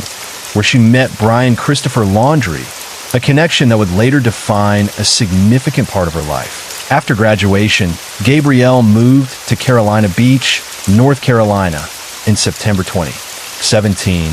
living there until January 2019, working as a hostess and assisting in the kitchen of a restaurant in nearby Wilmington while gaining independence and exploring her ambitions, including applying to Cape Fear Community College, which she ultimately did not attend. And these years shaped her understanding of responsibility, personal growth, and the pursuit of her own goals. In March 2019, Gabrielle began a serious relationship with Brian Laundrie and moved in with him and his family in Northport, Florida, where together they worked at a Publix grocery store. Gabrielle as a pharmacy technician and Brian in the grocery department, until the onset of the COVID-19 pandemic prompted them to leave their jobs and face the uncertainties of young adulthood, marking a period of both closeness and challenge. And despite the briefness of her life, Gabrielle's story reflects a journey of ambition, creativity, family bonds, and personal growth, leaving behind memories of a compassionate and determined young woman whose life, though tragically cut short, continues to resonate with those who knew her and those inspired by her story. In late 2019 and into early 2020, Gabrielle Venora Petito and Brian Laundrie embarked on an ambitious cross-country journey from New York to California, traveling together through diverse landscapes and stopping at iconic destinations such as Las Vegas, Yosemite National Park, Pismo Beach, and other notable locations, documenting their adventures and experiences along the way, which reflected Gabrielle's love for exploration and new experiences. In March 2020, she celebrated her 21st birthday in Nokomis, Florida, marking a milestone in her young adult life. And as the months passed, their travels continued to shape their shared memories, including a visit to Soap Creek in Georgia in June 2020, where their connection deepened, leading to their engagement the following month, symbolizing a commitment they envisioned for the future. By December 2020, Gabrielle invested in a 2012 Ford Transit Connect van, converted into a camper, which would serve as the vessel for their next cross-country adventure, representing both freedom and the couple's shared dream of exploration. To prepare financially for this journey, Gabrielle worked long, grueling weeks of 50 hours at Taco Bell, while also pursuing work as a nutritionist, demonstrating her dedication and willingness to sacrifice for her goals, while Brian took employment at an organic juice bar. And throughout this period, Gabrielle shared her life with the world through social media platforms like YouTube and Instagram, where she highlighted her passions for art, yoga, and a plant-based lifestyle, creating a window into her personality, creativity, and the vibrant life she was building during these transformative years. On June 17, 2021, Gabrielle Venora Petito and Brian Laundrie traveled to her hometown of Blue Point, New York, to attend her brother's graduation ceremony, sharing a moment of family celebration before embarking on the next chapter of their journey together. Shortly after, on July 2nd, they departed Blue Point in their Ford Transit Connect van, beginning a cross-country trip that would take them to remarkable natural landmarks, including Monument Rocks, Great Sand Dunes National Park and Preserve, Zion National Park, Bryce Canyon National Park, Mystic Hot Springs, and Canyonlands National Park, documenting their adventures and exploring the vast landscapes of the American West. However, on August 12th, in Moab, Utah, the trip took a disturbing turn when a witness called 911 to report a domestic disturbance involving the couple in front of the Moonflower Community Cooperative, describing an altercation in which the man was seen slapping the woman, after which they ran along the sidewalk, with the man striking her again before they drove off together. And another witness told police it appeared that Gabrielle and Brian were talking aggressively,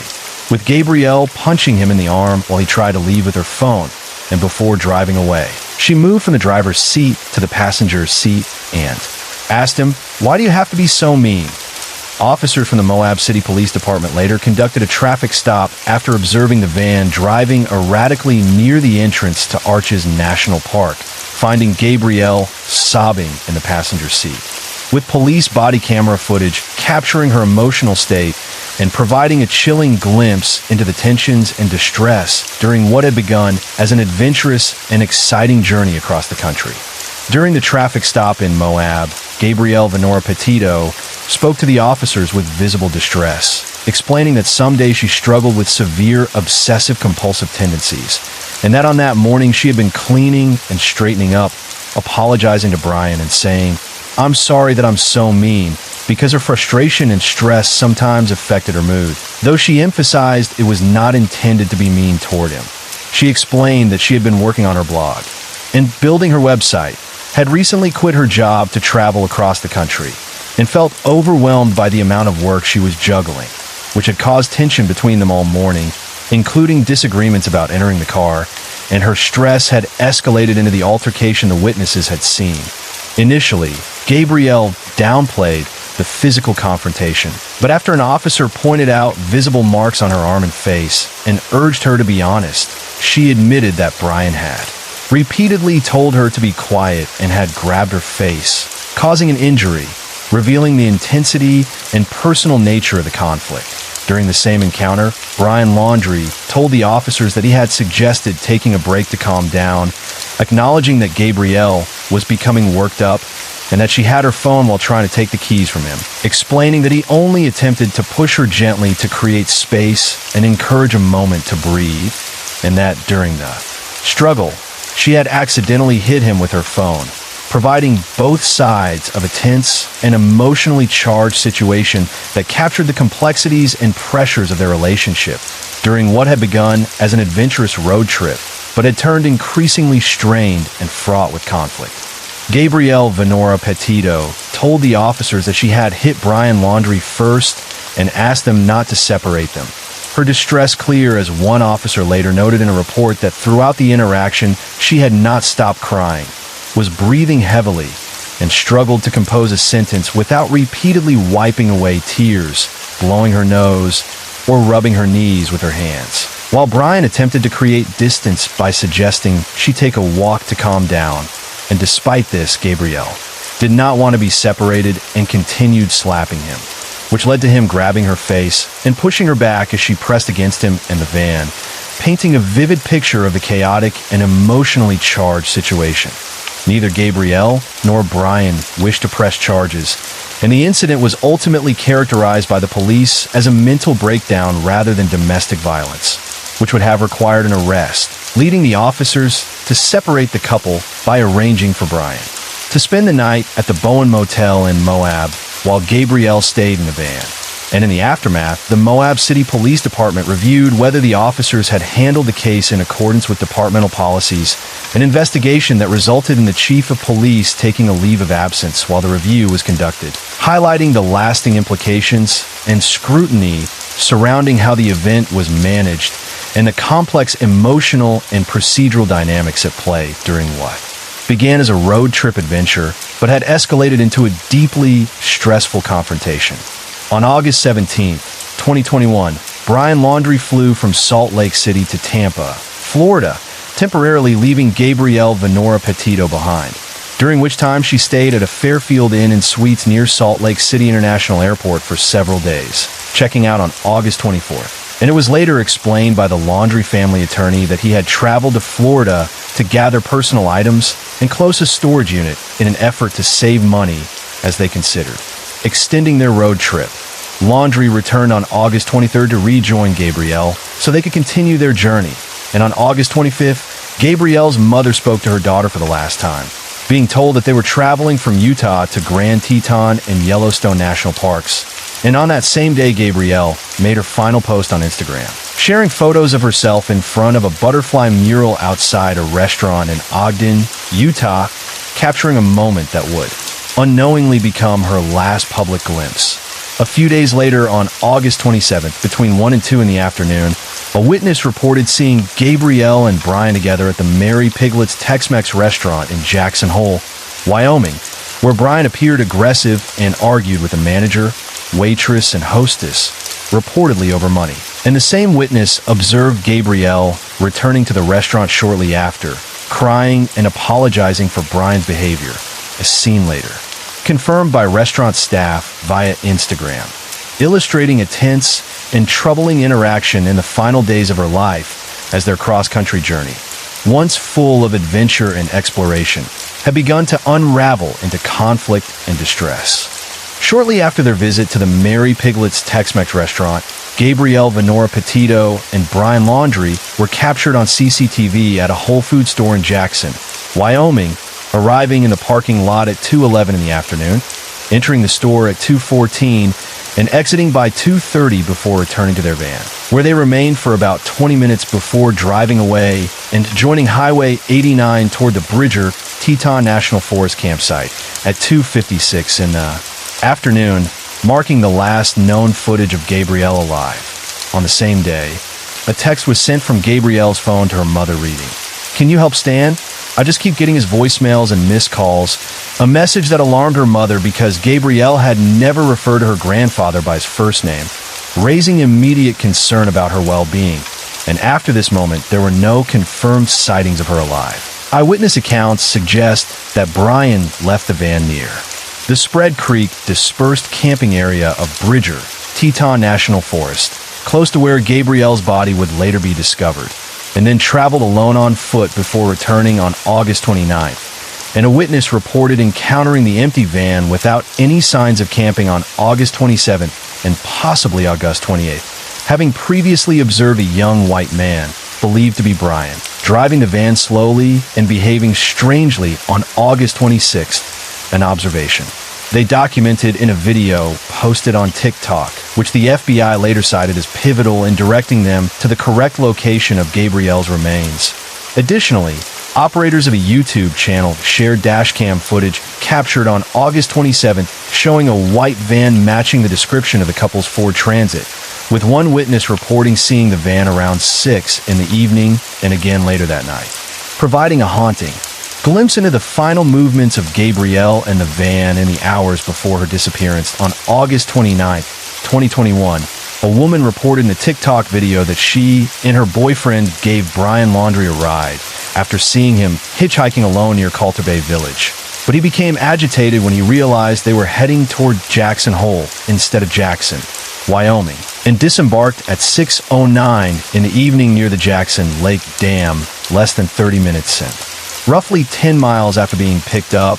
offering $200 for the ride despite appearing relatively clean and not having the rough appearance one might expect from someone camping outdoors for days, which the witness described as strange. Later that evening, another witness picked up Laundrie from the same area around 6:20 or 6:30 and dropped him off at the entrance to the Spread Creek dispersed camping area, only a short distance from the van, and while he offered gas, money for the brief ride, he refused to go further into the campground, acting anxious as the vehicle approached the entrance, signaling a heightened sense of agitation and urgency in his behavior.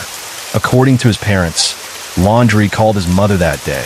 and during the conversation, his tone abruptly changed, prompting his father to call him back, during which Laundrie reportedly said, "Gabby's gone," adding that he might need a lawyer without providing further details, foreshadowing the gravity of the situation. The last text message sent from Gabrielle's phone to her mother on August 30th read simply, "No service in Yosemite," a message her mother did not believe was authored by Gabrielle, an additional text between Laundrie and Gabrielle's phones, along with a $700 transfer from Gabrielle's account to Laundrie accompanied by a message saying goodbye, are believed to have been orchestrated by Laundrie in an effort to construct an alibi, marking the final digital traces connected to Gabrielle before her disappearance and illustrating the increasingly suspicious and controlled actions surrounding the tragic end of her cross-country journey. On September 1st, 2021, Brian Laundrie returned alone to his parents' home in Northport, Florida, driving the Ford Transit Connect, and over the following weekend, on September 6th and 7th, he and his parents went camping at Fort De Soto Park in Pinellas County, a seemingly ordinary outing that took place amidst the growing tension of Gabrielle Venora Petito's disappearance. On September 11th, after not hearing from Gabrielle since late August, her mother filed a missing person report, sparking a formal investigation, and just 4 days later, Brian was named a person of interest, prompting his parents to hire a lawyer who advised them to remain silent and refuse to speak to anyone about the case. During the investigation, police surveilled the Laundrie home and observed someone leave on September 13th, later returning 2 days afterward, with authorities believing the person entering the home was Brian himself, though on September 15th, they mistakenly identified his mother as him. And on September 16th, Northport Police Chief Todd Garrison told reporters, "All I'm going to say is we know where Brian Laundrie is at," underscoring the intensity of the investigation. On September 17th, Brian was reported missing by his parents, who claimed they had not seen him since September 13th, and following the issuance of search warrants, authorities seized the Ford Transit Connect, an external hard drive, and the Laundrie family's Ford Mustang from their Northport residence, marking a critical escalation in the search and investigation into Gabrielle's disappearance and the increasingly complex circumstances surrounding Brian Laundrie's movements and the unfolding case. On September 19th, 2021, human remains matching the description of Gabrielle Venora Petito were discovered at the Spread Creek dispersed camping area in Wyoming. not far from where the Ford Transit Connect had been previously observed, and her identity was later confirmed through forensic examination, with an autopsy determining that the manner of death was homicide by blunt force injuries to the head and neck, accompanied by manual strangulation, which had occurred approximately 3 to 4 weeks prior to the discovery, marking the tragic conclusion of her cross-country journey. In the ensuing days, law enforcement intensified the search for Brian Laundrie, and on September 23rd, the United States District Court for the District of Wyoming issued an arrest warrant for him due to his unauthorized use of Gabrielle's debit card to withdraw $1,000 or more between August 30th and September 1st, prompting the FBI to collect materials from his home to confirm his DNA. On October 5th, Laundrie's sister publicly encouraged him to surrender to authorities, and 2 days later, his father joined investigators in searching for him at the T-Dot Mabry-Carlton Reserve in Sarasota County, Florida, focusing on areas Laundrie was known to, frequent within the reserve and the adjacent Myakkahatchee Creek Environmental Park, where hopes of locating him remained. Finally, on October 20th, Laundrie's skeletal remains were discovered in the Myakkahatchee Creek Environmental Park in a section that had recently been submerged due to flooding, and forensic dentistry confirmed his identity, though the initial autopsy could not determine the cause of death, leading to further examination by a forensic anthropologist, who on November 23rd concluded that Laundrie had died from a self-inflicted gunshot wound to the head, bringing closure to the search and investigation into the tragic and intertwined fates of Gabrielle Petito and Brian Laundrie. On January 21st, 2022, the FBI revealed that a notebook found near Brian Laundrie's remains contained an entry in which he admitted to killing Gabrielle Venora Petito and deliberately deceiving others into believing she was still alive, through text messages, officially holding him responsible for her death and closing the investigation. In June 2022, the Laundrie family's lawyer released the full notebook entry, in which Laundrie claimed that he had ended Gabrielle's life after she had fallen into water and injured herself, writing, "I ended her life. I thought it was merciful, that it is what she wanted, but now I see all the mistake I made," and concluding with his plans to commit suicide, stating, "I am ending my life not because of a fear of punishment, but rather because I can't stand to live another day without her." Though experts analyzing the note, including Michael Alcazar from the John Jay College of Criminal Justice, noted that Laundrie's account did not align with investigators' findings and suggested that he was attempting to justify his actions rather than fully accept responsibility, highlighting the disturbing final chapter of a case that had captured national attention and concluded with the tragic deaths of both Gabrielle Petito and Brian Laundrie. The case of Gabrielle Venora Petito and Brian Laundrie captured unprecedented public attention and coverage across news outlets and social media platforms, far exceeding that of many other missing persons and murder cases, a phenomenon attributed to several factors, including the refusal of Laundrie and his parents to comment on Gabrielle's whereabouts, the extensive content the couple had shared online documenting their lifestyle and cross-country travels, video footage of the Utah traffic stop, the audio recording of the 911 call during the Moab incident, and the video posts from witnesses that provided publicly available evidence, combined with the tragic narrative of a young, attractive couple on a romantic road trip gone tragically wrong, the domestic violence incidents in their relationship, and increased societal interest in van-dwelling adventures spurred by the COVID-19 pandemic, and the general rise in fascination with true crime entertainment during the decade leading up to Gabrielle's death. The case also generated speculation about potential links to other local crimes, such as the murders of Keelan Schultz and Crystal Turner in Moab around the same period, though law enforcement officially ruled out any connection by September 17, 2021, and public involvement manifested in numerous ways, including witnesses sharing observations and theories on social media, protesters demanding answers outside the Laundrie home, a candlelight vigil in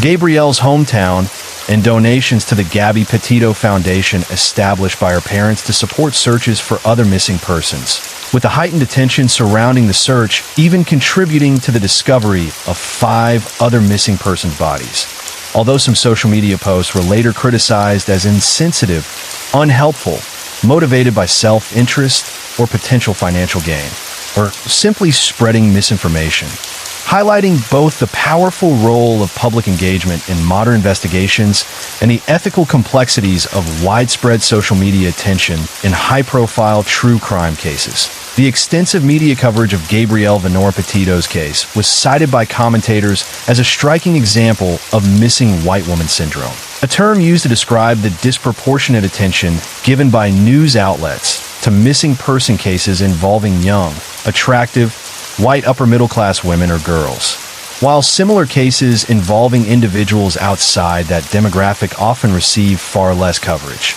and several media analyses compared Petito's case to the approximately 710 indigenous people reported missing in or near the same region between 2011 and 2020, highlighting the stark disparity in attention, a reality that Gabrielle's father, Joseph Petito, initially viewed with discomfort, but later embraced as a platform to advocate for increased focus on missing persons from marginalized groups through initiatives such as the television series Faces of the Missing and the Gabby Petito Foundation. In addition to public advocacy, the legal aftermath of the case included a wrongful death claim filed on November 17, 2022, by Petito's estate against Laundrie's estate, resulting in a $3 million award. Though recovery was considered unlikely due to Laundrie's minimal assets, and Gabrielle's parents also pursued legal action against Laundrie's parents and their attorney, Steve Bertolino, alleging pain and emotional distress caused by their withholding of information regarding Gabrielle's death, a lawsuit that was ultimately settled after mediation on February 21, 2024, with the terms remaining undisclosed, underscoring the prolonged personal, legal, and societal consequences of the tragedy beyond the initial events of Gabrielle's disappearance and death. In November 2022, Gabrielle Petito's parents filed a $50 million wrongful death lawsuit against the Moab Police Department, later amending the complaint in 2023 to include allegations that Officer Eric Pratt had admitted being aware that Brian Laundrie posed a threat yet chose to ignore the law, and that the department had failed to follow its own lethality assessment protocol. And on November 20th, 2024, a judge dismissed the lawsuit, citing the Governmental Immunity Act of Utah, which provides sovereign immunity, though he acknowledged that the case had initially met the standard suggesting that the officer's conduct could have contributed to Gabrielle's death, prompting her parents to appeal the dismissal to the Utah Supreme Court. In popular media, Gabrielle's story was dramatized on October 1st, 2022, when Lifetime released a television movie titled The Gabby Petito Story as part of its Ripped from the Headline series, directed by Thora Birch and starring Skylar Samuels as Gabrielle Petito, Evan Hall as Brian Laundrie, and Thora Birch herself portraying Petito's mother, further cementing the case's widespread cultural impact and illustrating the enduring public interest in the tragic events surrounding her disappearance and death. Another case, Let Me Explain. Olivia Pratt Corbell was born on June 13, 2013 in Liverpool, northwest England, to her mother Cheryl Corbell, who was 46 years old at the time of the shooting. Olivia had an older brother and sister, and the family lived in a close-knit community in Liverpool. Thomas Edward Cashman, an English father of two, was born on September 4th, 1988 in Liverpool and grew up with 4 siblings. He left school at the age of 13 and initially worked at a fairground in Wales before returning to Liverpool, where he became involved in drug dealing, starting on a small scale with cannabis. Over time, his operation expanded significantly, and by the time of his arrest, he was reportedly earning between £3,000 and £5,000 per week selling large quantities. He had a criminal record that included 18 previous convictions for 33 offenses. On the evening of August 22, 2022, at around 10 o'clock, Olivia's mother, Cheryl Corbell, heard a disturbance outside their home on Kingsheath Avenue in Dovecot and went to open the front door, with Olivia right behind her. Joseph Ney, a 35-year-old known as a well-established organized crime group member and one of 2 men fleeing from Thomas Cashman, tried to force his way into the house. While Ney was attempting to enter, Cashman, wearing a balaclava and a black jacket, approached and fired 4 shots. One of the bullets passed through Cheryl's hand and struck Olivia in the chest, fatally wounding her, leaving the community in shock and mourning. The inquest revealed that after the shooting, a police officer tried desperately to save Olivia Pratt-Corbell's life, but despite the efforts, she was later pronounced deceased at Alder Hey Children's Hospital in Liverpool. At the time of the attack, her siblings were upstairs in the house, unaware of the unfolding tragedy. The intended target of the assault, Joseph Ney, was a convicted drug dealer and burglar who had been released on license in 2021, halfway through his sentence. After shooting, Ney walked away from Olivia and her mother to enter an escape vehicle, a black Audi. And the following day, he was arrested for breaching his license conditions, to be returned to prison once medical staff confirmed he was stable enough to be discharged. The investigation into the incident unfolded rapidly over the next several weeks. In the late night of August 25th, 2022, a 36-year-old man was arrested at his flat in Huyton on suspicion of murder and 2 counts of attempted murder. Within days, on August 30th, 2 men who had initially been detained were released, while Merseyside police released CCTV footage of the gunman on September 1st to aid the investigation.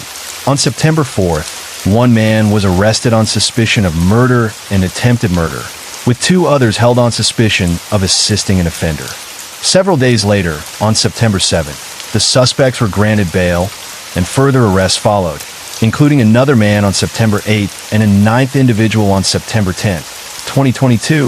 highlighting the complex and ongoing nature of the police inquiry into this devastating event that on September 29th, police arrested Thomas Cashman, age 34, on suspicion of murder. And the following day, another man was taken into custody on suspicion of assisting an offender.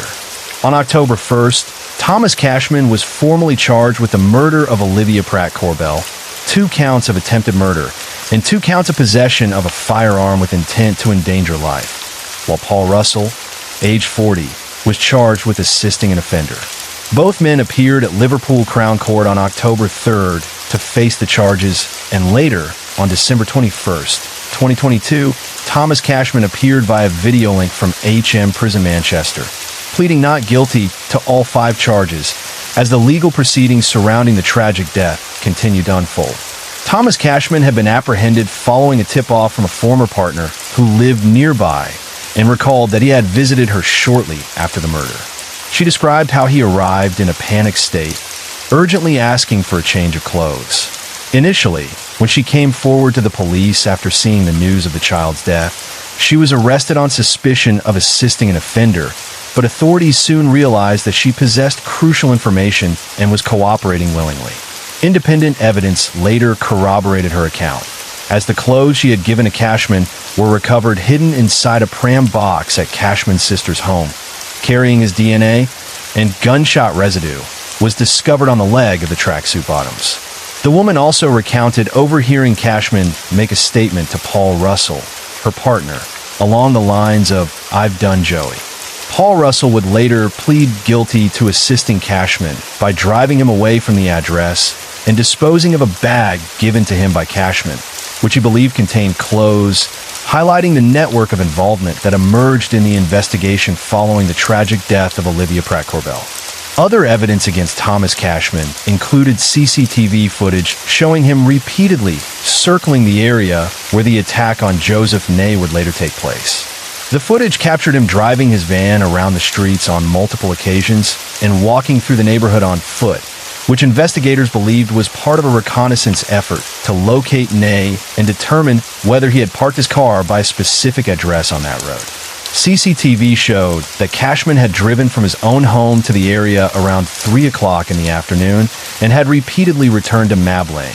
near the home of the key female witness who would later testify that Cashman had rushed to her house after the killing. Footage from a night of the attack also depicted the gunman wearing tracksuit bottoms matching the style and design of those owned by Cashman. When police searched his home, they discovered hidden cables from missing CCTV recorders, one of which had last been connected on August 25th, days after the shooting, although the recorders themselves were missing. Cashman admitted being in the area that day for drug dealing purposes, but denied being the gunman. Investigators noted that the attacker had fired 2 guns that night, while police found two firearms at Cashman's address: a 9mm caliber self-loading pistol and a 0.3-inch caliber revolver.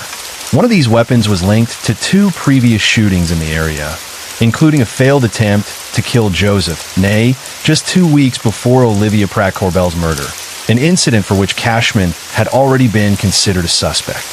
The trial of Thomas Cashman began at Manchester Crown Court on March 7, 2023, presided over by Mrs. Justice Amanda Yip. After several weeks of proceedings, on March 30th, 2023, Cashman was found guilty of the murder of Olivia Pratt Corbell, the wounding of her mother, the attempted murder of his intended target, and 2 counts of possession of a firearm with intent to endanger life. The firearms used in the attack were a 9mm caliber self-loading pistol and a 0.3-inch caliber revolver. Paul Russell had previously pleaded guilty to assisting an offender in October 2022, though reporting restrictions meant the media could not report this until after Cashman's trial concluded. Russell had helped Cashman by driving him away from an address and disposing of a bag given to him by Cashman, which he believed contained clothing. On April 3rd, 2023, Thomas Cashman was sentenced to life imprisonment for Olivia's murder and for the attempted murder of his intended target, with a minimum term of 42 years to be served before he could be considered for parole. In addition, he received a 10-year sentence for wounding Olivia's mother and 2 18-year sentences for the firearm offenses, all to run concurrently. Cashman was not present in court to hear his sentence. Later, on April 26, 2023, Paul Russell was sentenced to 22 months imprisonment for his role in assisting Cashman, bringing legal closure to one of the most shocking and tragic cases in Liverpool. At the time of his sentencing, Thomas Cashman was 34 years old and will not become eligible for parole until March 22, 2064, by which time he will be in his mid-70s. In late April 2023, reports emerged that Cashman intended to appeal for a reduction in his sentence. But in July 2023, he was refused permission to challenge it. The killing of Olivia Pratt Corbell drew widespread public attention and condemnation. Prime Minister Boris Johnson described it as a horrific, senseless shooting and emphasized that Merseyside police would be provided with whatever resources they needed to bring those responsible to justice. Home Secretary Priti Patel visited the site of the shooting and pledged additional funding for Merseyside police to combat weapons and violence. The tragedy also resonated with the football community. Liverpool FC manager Jurgen Klopp called the killing such a tragedy and offered support, while former Everton manager Frank Lampard encouraged anyone with information about the attack to come forward. The city of Liverpool held a tribute for Olivia during their match against Bournemouth, the first game since the shooting. In the following month's Merseyside derby, fans of both clubs observed a moment of remembrance in the 9th minute of the match, honoring her memory.